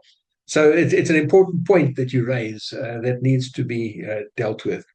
So thank you for that, David. And we're going to move on to our last presenter before we do the wrap-up, and that is Wayne Cowie from the Energy Exchange of Southern Africa, or EXA for short. Wayne has more than 20 years of experience in capital raising, mergers and acquisitions, and growing businesses across the renewable and financial services industries. After starting his career with Deloitte, he worked in London at Hawke Point, an independent corporate finance advisor, and also at Close Brothers, a FTSE 250 listed merchant bank. Most recently, Wayne has spent 10 years at the US-based solar and storage developer Blue Wave Energy, where he was managing director of project finance and a member of the senior executive team. Wayne completed his Bachelor of Business Science in Finance with honors at UCT, and is a qualified chartered accountant in South Africa and CFA charter holder. Wayne, over to you. We're looking forward to hearing what you have to say, and we can see your presentation, so please proceed. Super. Thank you, Chris. I'm glad you guys can see the presentation. Thank you, Chris, for the sort of platform to talk to everyone and welcome everybody. So I'll be talking today really about the impact that traders have made, and more recently in the last couple of years, which has really been quite a significant impact. And then also just talk about the specific role that traders play within the market, not only in the existing market that we operate in today, the bilateral market, but also as the market evolves, the role that traders play in a competitive market. So let me start off just by highlighting the sort of exit journey thus far. So we were founded in 2017 by Remgro. RMB came in as a shareholder in 2023. We were awarded a NERSA trading license in 2022 and did commence trading in 2023. So we have been actively trading for 2.5 years at relatively small volumes, currently trading bagasse, which is a sort of an offcut of sugarcane, and a little bit of solar as well. We've closed on several sort of wind and solar projects over the last year or two, and look forward to sort of grow that pipeline over time, and obviously gear up for the wholesale competitive market to come. I think Saul and a couple of the other presenters have highlighted the sort of policy reform that's really unlocked this private market. So I won't dwell on this too long, but really, after President Ramaphosa's 2019 unbundling announcement, the next big policy unlock was the license cap sort of increases from 1 megawatt to 100 megawatts in 21, and then the total removal of that cap in 2022. Prior to that, the REAP program was a very successful program. There was 6.2 gigawatts of renewable energy generation unlocked through that program. There was a lot of investment attracted over that period. I think it was almost 300 billion rand of investment to date, and 100 billion of local content spend. So a very successful program, but the market is evolving, and that single buyer model is transitioning to a market where we're going to have public procurement and private procurement. And in the last couple of years, there's been a significant surge in private markets generation. NERSA just recently has 18 gigawatts of registered generation capacity. That's excluding the REAP program. And really the private market is starting to outpace that public procurement program. Just sort of highlighting the specific impact that traders have made in the last couple of years. The Krutham report highlights a couple of stats. In the last 2 years, almost 5 gigawatts of private projects have reached financial close. And these are what we call the utility scale market, that are projects greater than 5 megawatts, data courtesy of Future Power Lab. Most of that new generation has been backed by traders, and there has been a very clear trend of that shift from bilateral deals to trader-led deals. So in 2023, most of those private generation projects were closed under bilateral structures, which is direct from the project to an off-taker, whereas more recently in 2025, that's flipped to most of the closes being trader-led. And there's a significant pipeline that has been built up by the trader sort of community. We've spoken about some of the constraints today that will unlock that pipeline. Really, it's grid access, financing, which is evolving quite quickly as well, and policy reform remains a sort of really key constraint on the market, and that was really the core focus of the Krutham report. I mentioned the sort of shift from bilaterals to trader-led deals, and just wanted to touch on that quite quickly. So as I mentioned, the typical bilateral deal is a large energy user connected to a single project, and for purposes of financing bankability, it's typically a 20-year tenor that needs to be entered into between those two parties. That is really a risk that few off-takers can carry, to take that 20-year view. And it's not simply a sort of a tenor challenge. It's also the complexity of entering into an arrangement like that. The off-taker needs to have a sort of team that can manage that complexity. And it's also some of the other commitments that are made, whether that be guarantees or commitments contractually over a long period of time, which means that essentially that restricted to a small section of the market that can actually close those deals. So a lot of projects stall on account of that, despite sort of customer demand within the country for projects like this. So essentially that's where traders step in.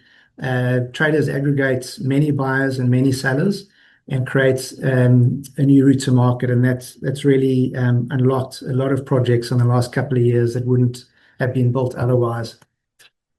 Just to spend a little bit of time on some of the specific roles that traders play. Probably most importantly is the matching of supply and demand at least cost. And this is also shifting as the market evolves as well, from a relatively simple and straightforward mechanism today of bilateral aggregated deals, bilateral or aggregated deals, that is, and shifting towards a much more complex environment under a competitive market, with SAETA coming online probably next year for the private market. So really, traders have an ability to create a diversified portfolio, and the diversification is sourced not only from the generation side and the portfolio that's procured, but also on the customer side too. So on the generation side, the diversification is provided by different technologies. So that could be solar, wind, batteries, hydro, etc. It can also be provided geographically, so projects located in different parts of the country that have different grid constructs and different resource. Obviously, if you're in the Cape recently, there's been a lot of rain and not much solar produced, but elsewhere in the country, better weather has been experienced, and so you've got this diversity of generation over that period. On the customer side, again, there's diversification simply through a number of different customers, but also via size of customer, sectors, type of use. So a shopping centre will use power throughout the week and will be open during the weekend, whereas an office block is typically only open Monday to Friday. So there's a lot of value in the diversification across both the gen and portfolio that a trader can bring to bear, and that ultimately leads to an ability to respond to price, volume, and performance signals. Price could be technology, and volume could be different resource sort of resource outputs over time, and performance could be operational issues of projects, could be grid. So there's an ability to sort of flex to provide a product that is better for the end customer ultimately.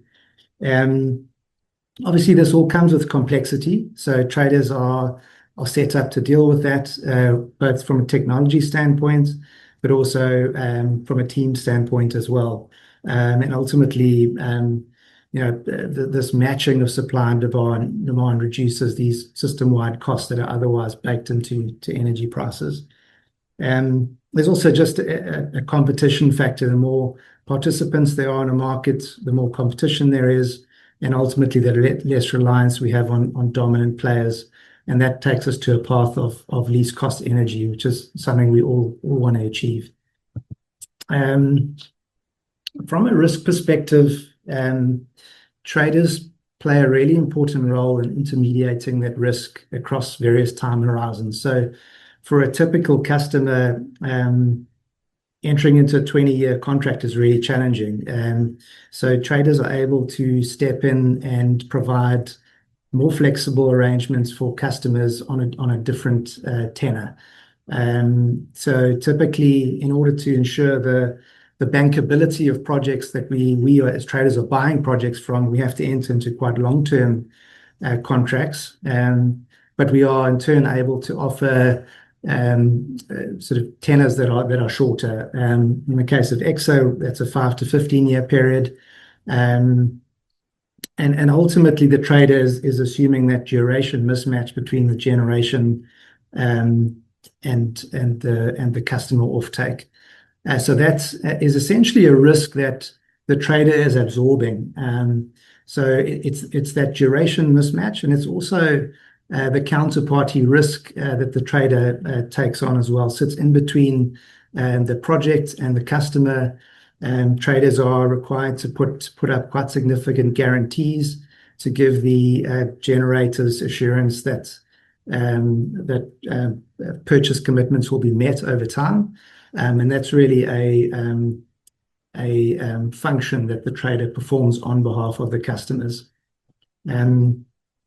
Given that sort of flexibility that's offered to customers, it expands the horizon of customers that are able to access renewable energy, and it really provides a path for customers to get access to renewable energy, both the cost benefits, but also the renewable energy credits and renewable attributes of the projects.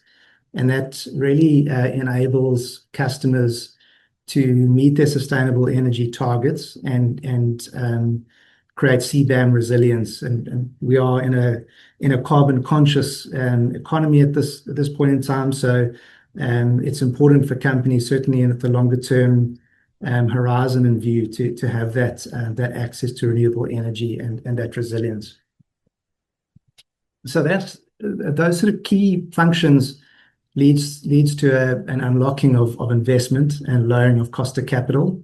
The aggregation of off-taker risk creates a reduction in the risk premium attached to projects, and ultimately that enables projects to be banked that wouldn't otherwise be banked, and leads to efficient pricing.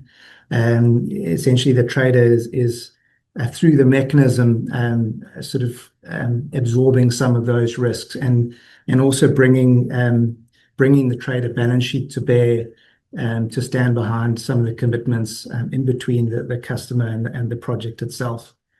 In bringing that balance sheet to bear, there's also a significant benefit to the fiscus, the national balance sheet, in assuming those guarantees. In the REAP program that I referenced earlier, I think it's a significant amount of contingent liabilities that are sitting on the fiscus balance sheet. It's something in the order of 200 billion rand. The private market and traders in particular are able to shoulder some of that burden, and also provide other supports, particularly in the case of self-built grid upgrades. A lot of these projects are built by the IPPs or developers themselves and handed over to Eskom at the end. So there's also real benefits in grid strengthening as well, and delivering a lot of these projects. Just to flip over to sort of the trader's future role in a competitive market that we're moving towards, SAETA. There's obviously a global precedent for the role that traders play, and traders have been shown to be a very critical pillar in the whole ecosystem in other developed markets. Traders will be operating on multi-market platforms, so currently operating in bilateral type transactions, but soon there will be a spot market that'll consist of day ahead and intraday trading markets that traders will be active in. Also financial markets where customers are able to hedge their positions for much further into the future. And then other markets to come as well, capacity markets, ancillary markets. So there are going to be multi-market platforms for customers, and ultimately that leads to a more efficient market. As I referenced earlier, providing or delivering on the complexity that comes with all of this is not easy in terms of delivering the technology and sort of resource requirements to be ready for all of this. And there's a lot of complexity in SAETA, and traders will also be able to provide market access to IPPs and energy users that would prefer to focus on their core business, which is potentially developing and owning projects, or in the case of energy users, running their business and just looking for the most competitive electricity price available. So there will be a role for traders to provide that market access to those players. market liquidity and price transparency is obviously critical in a competitive market. There are sort of parallels with equity markets, where the more participants there are in the market, the more that is traded in the market effectively improves liquidity and provides a much more reliable and efficient price mechanism. And the same will be the case for South African competitive electricity market. One of the sort of key responsibilities of traders and key market participants in SAGWM will be balanced responsibility. Obviously, renewable energy is intermittent, and so it's important for the system operator to be able to accurately forecast on a day ahead and hourly basis what generation is available, and be able to match that to customer demand.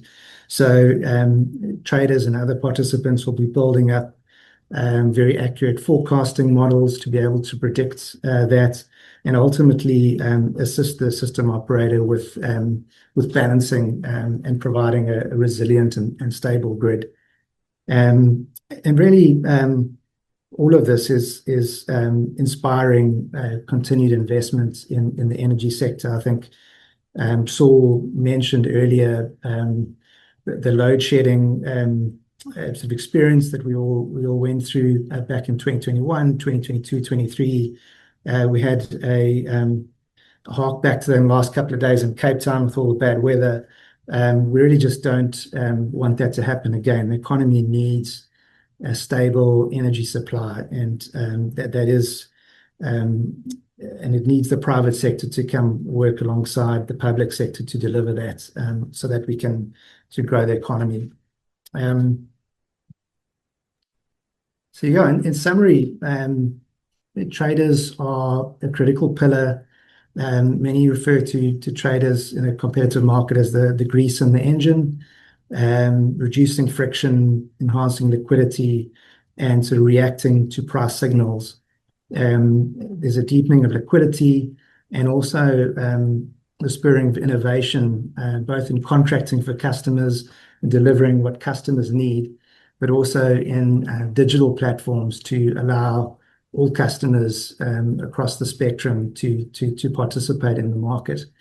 The government, as a result of that, really shifts from being a risk bearer to a market steward, and traders sort of work alongside other participants in the market to deliver a resilient, investable, and competitive South African electricity system. So we at EXA, and I know my trading peers are ready to assist and play our part in delivering that. And that's it, Chris. Thank you, Wayne. Yeah, you've touched on a key part of this webinar, and that's let's get back to what is this webinar all about. It's building South Africa's competitive electricity market, the role of trading, transmission, and market reform.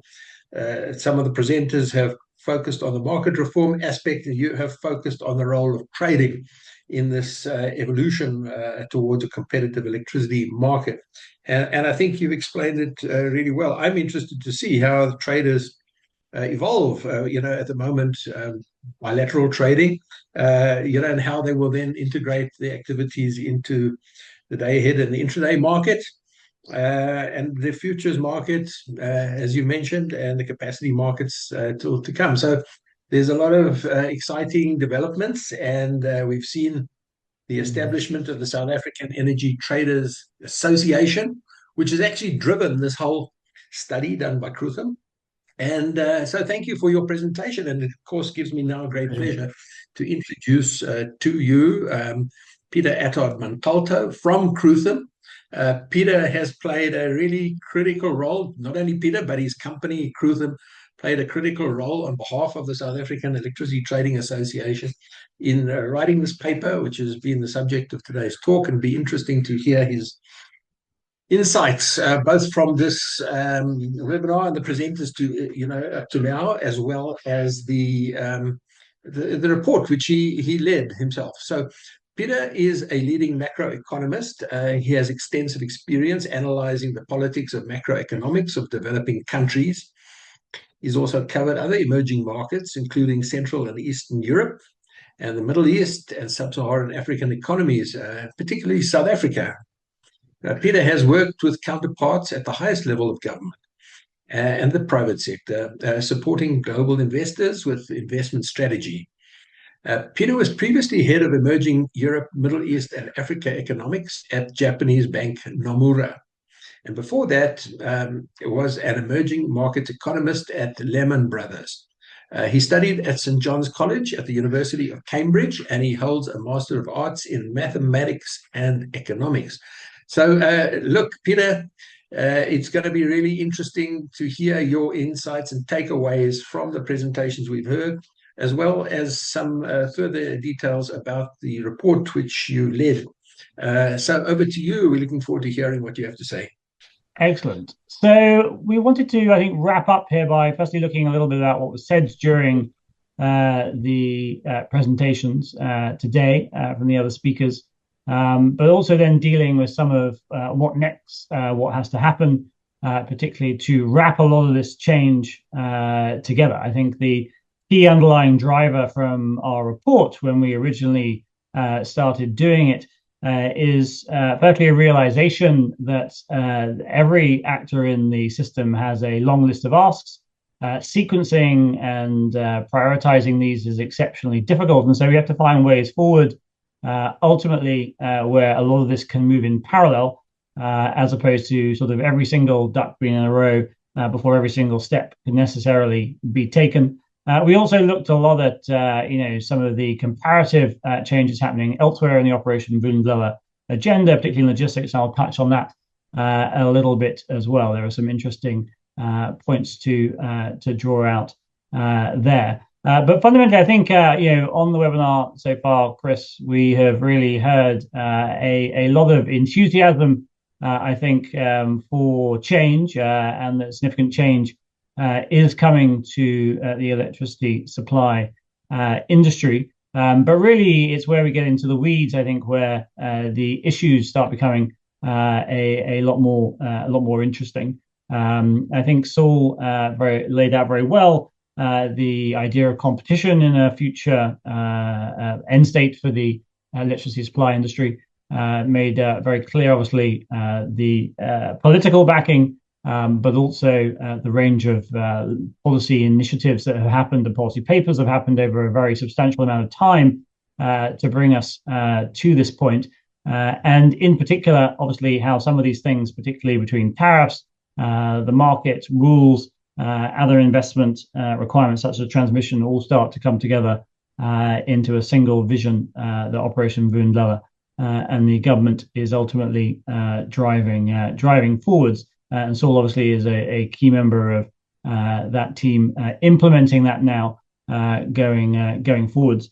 We heard from Eskom Renewables, I think particularly interesting to hear from them themselves about the role they see Eskom playing in the future system and the role of Eskom Renewables in particular. The market currently, banks and others are grappling at the moment with what this thing is, philosophically as well as in terms of credit risk, bankability, and the like. And I thought we heard a very clear understanding from Eskom of what their role fundamentally would be, the scale and the forward momentum that they are currently trying to engender from that side. I think the interesting part, maybe, which is even further in the weeds, maybe didn't fully come out there, was the much wider unbundling plan for Eskom in the hoo-ha maybe that has emerged over and the focus on the transmission company unbundling. I think maybe it's been forgotten. It's useful to remind the webinar audience, Chris, that there was a huge other set of unbundling work done by Eskom around its distribution entity and how that split out into different components. The same for the generation company, and then some of these new elements, particularly Eskom Renewables as well. I think there is a broader vision there, which maybe has got lost. It's very positive, I should say, which has maybe got lost in some of the focus on the NTCSA issue in particular. But it's going to be a key year for Eskom Renewables, particularly in their roadshows and their discussions with banks currently ongoing about how it fundamentally will get off the ground. And I think we shouldn't forget, and I think that there is a role, and I think Saul touched on this as well, there is a key role, obviously, for Eskom, and a lot of exciting things I think industry wants to see them doing, in particular big global best in practice type things on pump storage, as an example, is maybe one of the most interesting things to watch, as well as potentially first mover risky projects that someone has to do in the system, like hydrogen as well, that also brought up.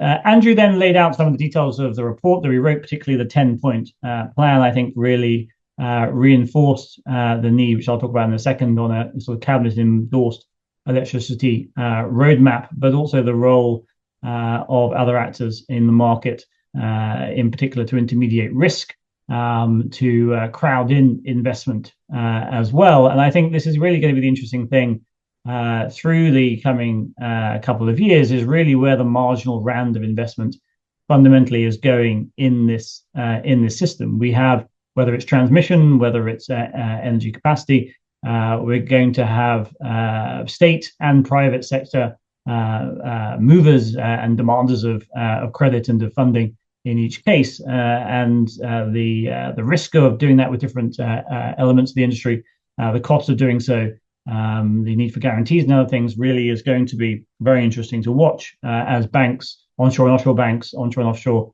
DFIs have to make choices about where that marginal rand of capital fundamentally does go.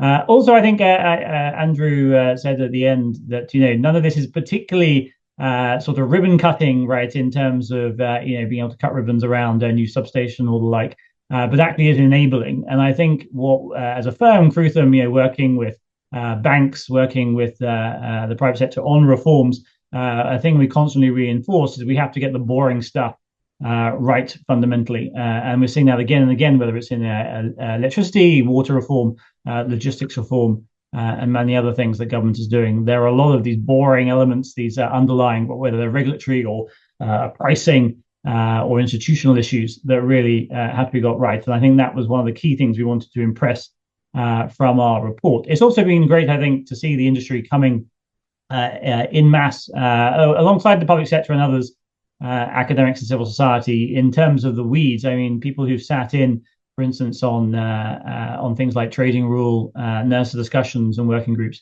has been great to see. And I think whilst there have been some very robust debates, certainly in these segments, a variety of stakeholders have turned up in the last couple of months and year around many things, has been very heartening to see. Andrew said, and then David picked up strongly on this idea around EDI reform, which came up again and again. I think Wayne brought it up as well. This is this hugely complex, sort of slightly ignored, annoying cousin, if you like, that sort of gets forgotten. People focus on transmission, in ITPs as a much more interesting sort of higher profile thing. But this bigger idea of how we solve many problems, given obviously a large number of businesses are not transmission tied, they are local distribution industry tied in terms of offtake.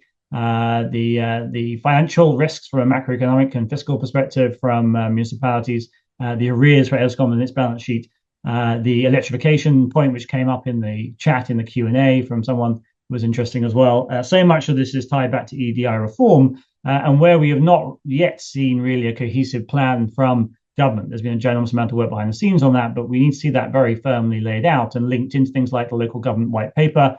That local government white paper, which is now has now come out last week for public comment, hugely complex document, dealing with coalitions in local government, all this sort of stuff, but very firmly deals also with infrastructure and taking forward some of the issues such as around Treasury trading services reform, is actually a radical rethink fundamentally of how we can crowd in and what's necessary to crowd in investment into the local government space. Is highly contentious. There's a lot of pushback against some of these elements, it must be said. But I think now that sort of thing coming into the open is going to be very, very positive for debate. And finally, I think Wayne, we really laid out, some of the underlying reasons why traders are such an interesting new part to the market. I think what's been stark for us at Krutham, looking at the data in the last couple of months around the momentum that's been building up in the industry as a whole, is how much the industry has developed from being obviously Eskom initially, then obviously the focus was on REAP, then came to bilateral PPAs, and now we believe a very strong majority of contracting is now done through traders, and shows their key role in risk intermediation, encouraging financing, as I said, and investment to happen in the industry. But I wanted to touch then on some views about why political capital is so important overall. I mean, as we see on the graph on the right-hand side, we've been studying a lot NERSA registrations, company plans, and other elements into a pipeline of what's currently going on. And this is not sort of speculative. These are firm projects that people are currently planning, and we're seeing at the moment this big tick up here in terms of operational renewables coming on stream this year. People have seen a lot of the headlines around dropping in Eskom demand, and a lot of that is coming from this 5 gigawatts coming on stream this year from new renewables. And it really reinforces, I think, when we view it in this larger whole of what's currently under construction. As you can see, we're in this key up-ramp phase now at the moment, which is set to last, for another sort of 6-7 years by our forecasts here. This is, I should just say, it is modeled through what grid constraints are as well, before someone asks that question. And we're seeing the big step up, we have just seen a big step up in planning and planned projects, but still a rise we see in them to come ahead as well. The need for this larger step back and think about how reform is progressing is going to be so important to ensure that we deal with what may end up being an overcapacity of power on the system. But it also shows, I think, something that's really been reinforced in a lot of the work we've done between industry and the banks around the demand for cheaper, greener electrons. And we shouldn't lose sight of the fact that firms are under a huge amount of pressure in reporting terms to banks, to shareholders, let alone things like CBAM for the availability of green electrons. Now, obviously, that has a huge range of grid follow-on effects, where balancing gas, transmission investment required, all the rest of it. But that underlying demand is really driving things here. And I think that's where the political capital is really required to link that up and link that demand up with a vision of the end state, to tie in the policies and the institutional processes that have happened. And that we're now moving into this very hard phase of execution. NECOM and OV have done a great job with a lot of the policy foundations for this, but it now really comes down to people like DOEE and Eskom to implement many things, for NERSA to be able to look at and police, a level playing field, and market is becoming exceptionally important at this point. And each one of those institutions will need some degree of political capital in a variety of different ways. And what we've done here is taken the key outputs from our report and then sort of overlaid them against sort of where political capital is most likely to be needed to be deployed. And unsurprisingly, the sort of battles, as people know, around unbundling and Eskom's end state really comes out the highest here, and where there is obviously a huge amount of contestation. The president's been very clear, but there are many stages to come, such as through the Eskom task team report going to the president and then its implementation, that will require a lot of political maneuvering and involvement to keep us on path. And really wrapping all this together is why we keep saying we need this cabinet sort of endorsed roadmap. And I think it's really important to reinforce the difference between electricity and logistics. Logistics has the single document that's 300 and something pages, the Freight Logistics Roadmap, and lays out not just the detail and the weeds, but also the sort of philosophy of an end state very, very clearly. Now, Saul stitched a variety of things, Sona's speeches, OV documents and the like, all together into his presentation, which is obviously very welcome, but there is not the same sort of document available. For instance, the Eskom roadmap that was released now quite a while ago, for instance, stopped short of dealing with the weeds of how you unbundle things, doesn't really deal with the other components in any way at all beyond very high level on transmission. And this need to think about end states, I think, is so important that ultimately is what political capital is all about.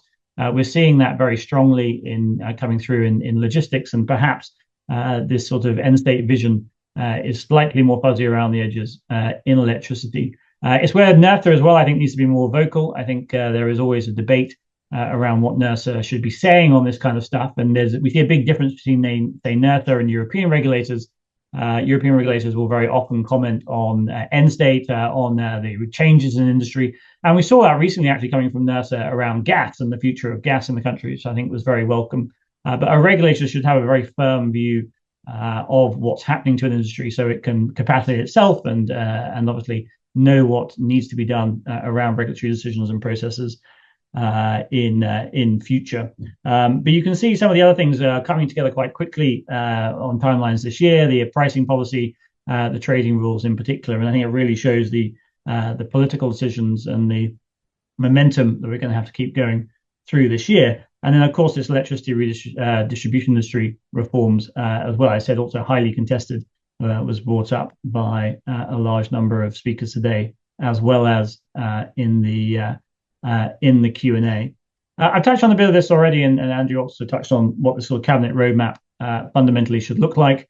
I said end state particularly important for the industry as a whole, and then obviously ESCOM's place within that. We have some of the components together, things like SAETA, obviously in trading rules start to describe that, but without necessarily thinking about and fully laid out in a document exactly what this would mean. And I think it comes back not just to what goes where and institutional issues, but also this nature of how financing flows, how risk is intermediated through a system, how prices form through a system as well. And we can hear very strongly, for instance, Minister Al-Hopper's, I'm not sure what I call it, a forecast or a desire to see lower prices, that I think has a lot of people obviously welcoming that, but wondering how it's going to happen, and really, linking that into the end state of an industry, I think is quite vital here to add credibility to those very necessary policy goals that the minister has been talking about.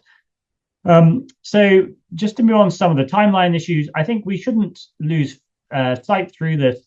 That a lot is happening in a relatively short space of time. And while Saul said at the beginning, the SAF has been a long time coming here, and fundamentally is maybe behind some peers.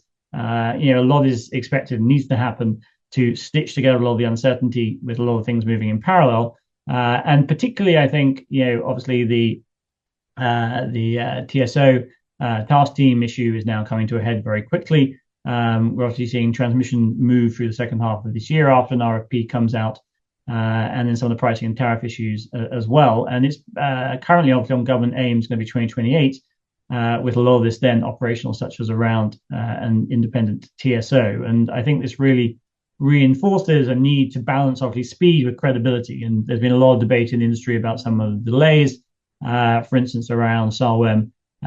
Through, say, the second half of last year, which for us, we've sort of put in the bucket of being credible and sort of sensible delays. But equally, we do need to keep an eye on these timelines, but also the political timelines. As a research house, and we do a lot of politics research, there is a view that naturally after an ANC elected conference, they often change who the president is, independent of maybe other news events this week. And so we should also consider that the political economy for a lot of this change can also alter in 2028 and beyond, though actually also our house view is that some of the potential successors fully sign up to the OV agenda, as of course do coalition partners in the GNU as well. But that risk uncertainty point has been very interesting, particularly given some of the wider news this week. A lot of discussions we've been having with banks and others about what potential obviously moves in leadership can mean for change in some of these then weed issues, right? And in the weeds, technical and regulatory issues fundamentally can mean over time. But also local elections, we see generally government slows down significantly through these types of election periods as well. And the local elections now going to be proclaimed for the very start of November.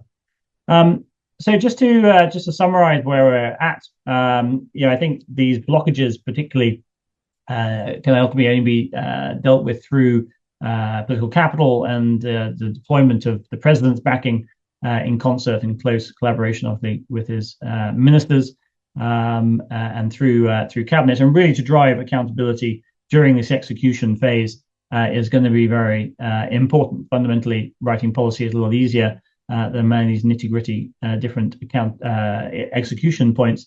And let's not forget, this is not just electricity, it's also logistics undertaking a very similar journey at the same time as well.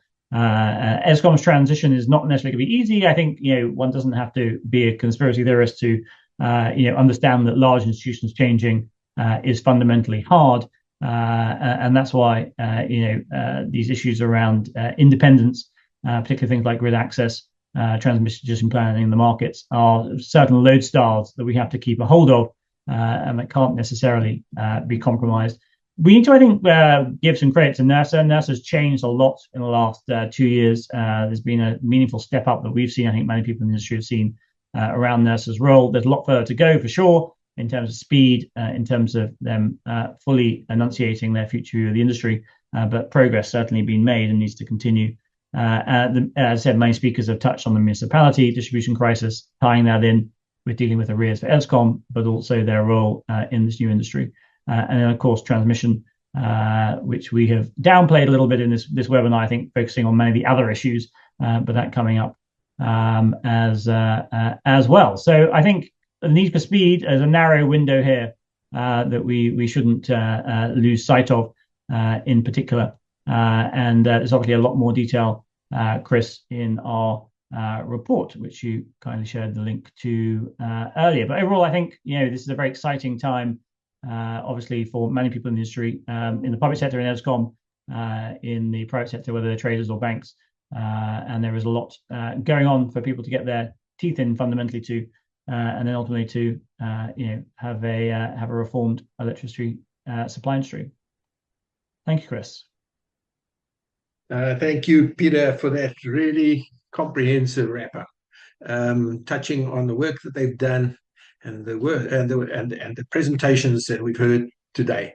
Ladies and gentlemen, this webinar was scheduled to end at 14:40, and it's now 14:46, and we haven't had the Q&A. But one thing I'm pleased to say is that there have been a lot of questions, many of them very profound, on the Q&A. And of the questions, we've answered 29 already in text form, and 2 are still open. I'm going to have to cut it at this point, unfortunately. I would love to engage for another half hour to an hour, but we're out of time significantly. And I think the questions have, to a very large degree, been answered, with only 2 outstanding, and I hope you will forgive us for not dealing with these, but people are busy and they need to get back to work if that's what they're going to do at 16:47 in the afternoon. But it remains for me to thank our presenters most sincerely. Khutsho, Andrew, David, and Wayne, and Saul Musker from the presidency, and Peter Adot Montalto for the wrap-up. Thanks for all the hard work and the fantastic presentations you put together. Thanks also to your respective organizations, Eskom Renewables and Eskom in general, the NOAA Group, Red Rocket, and the Energy Exchange of Southern Africa, together with Krutham on the wrap-up and being a driver for the study itself on behalf of the South African Energy Traders Association. It's really fascinating to see the emergence of this industry becoming the lead player in new generation capacity in South Africa, as was pointed out by Wayne Cowie. The majority now of new generation is trader-led. Thanks also, as I say, to the South African Energy Traders Association, thanks to the South African IPP Association, and a special thanks to the presidency, to Saul Musker, to Operation Vulindlela, and to National Treasury, and the Department of Energy and Electricity for the work that they do, sometimes coming under a lot of criticism, but I think the results are speaking for themselves. The problems are being solved step by step. There's a long way to go. But we should not underestimate the task at hand and the work that they do and have been doing and still have to do. So thanks to the presidency for leading this process, to be the vanguard for this restructuring of the electricity industry and the electricity market reform. There's still a way to go, and the EDI, electricity distribution industry, is one of those elephants in the room that still have to be dealt with alongside the electricity pricing policy. So with that, I'd like to thank all concerned, and most particularly you, the audience, for participating, for asking questions. It's an important topic, and we've had a fantastic set of presentations. With that, I'm going to say thank you and good night to all.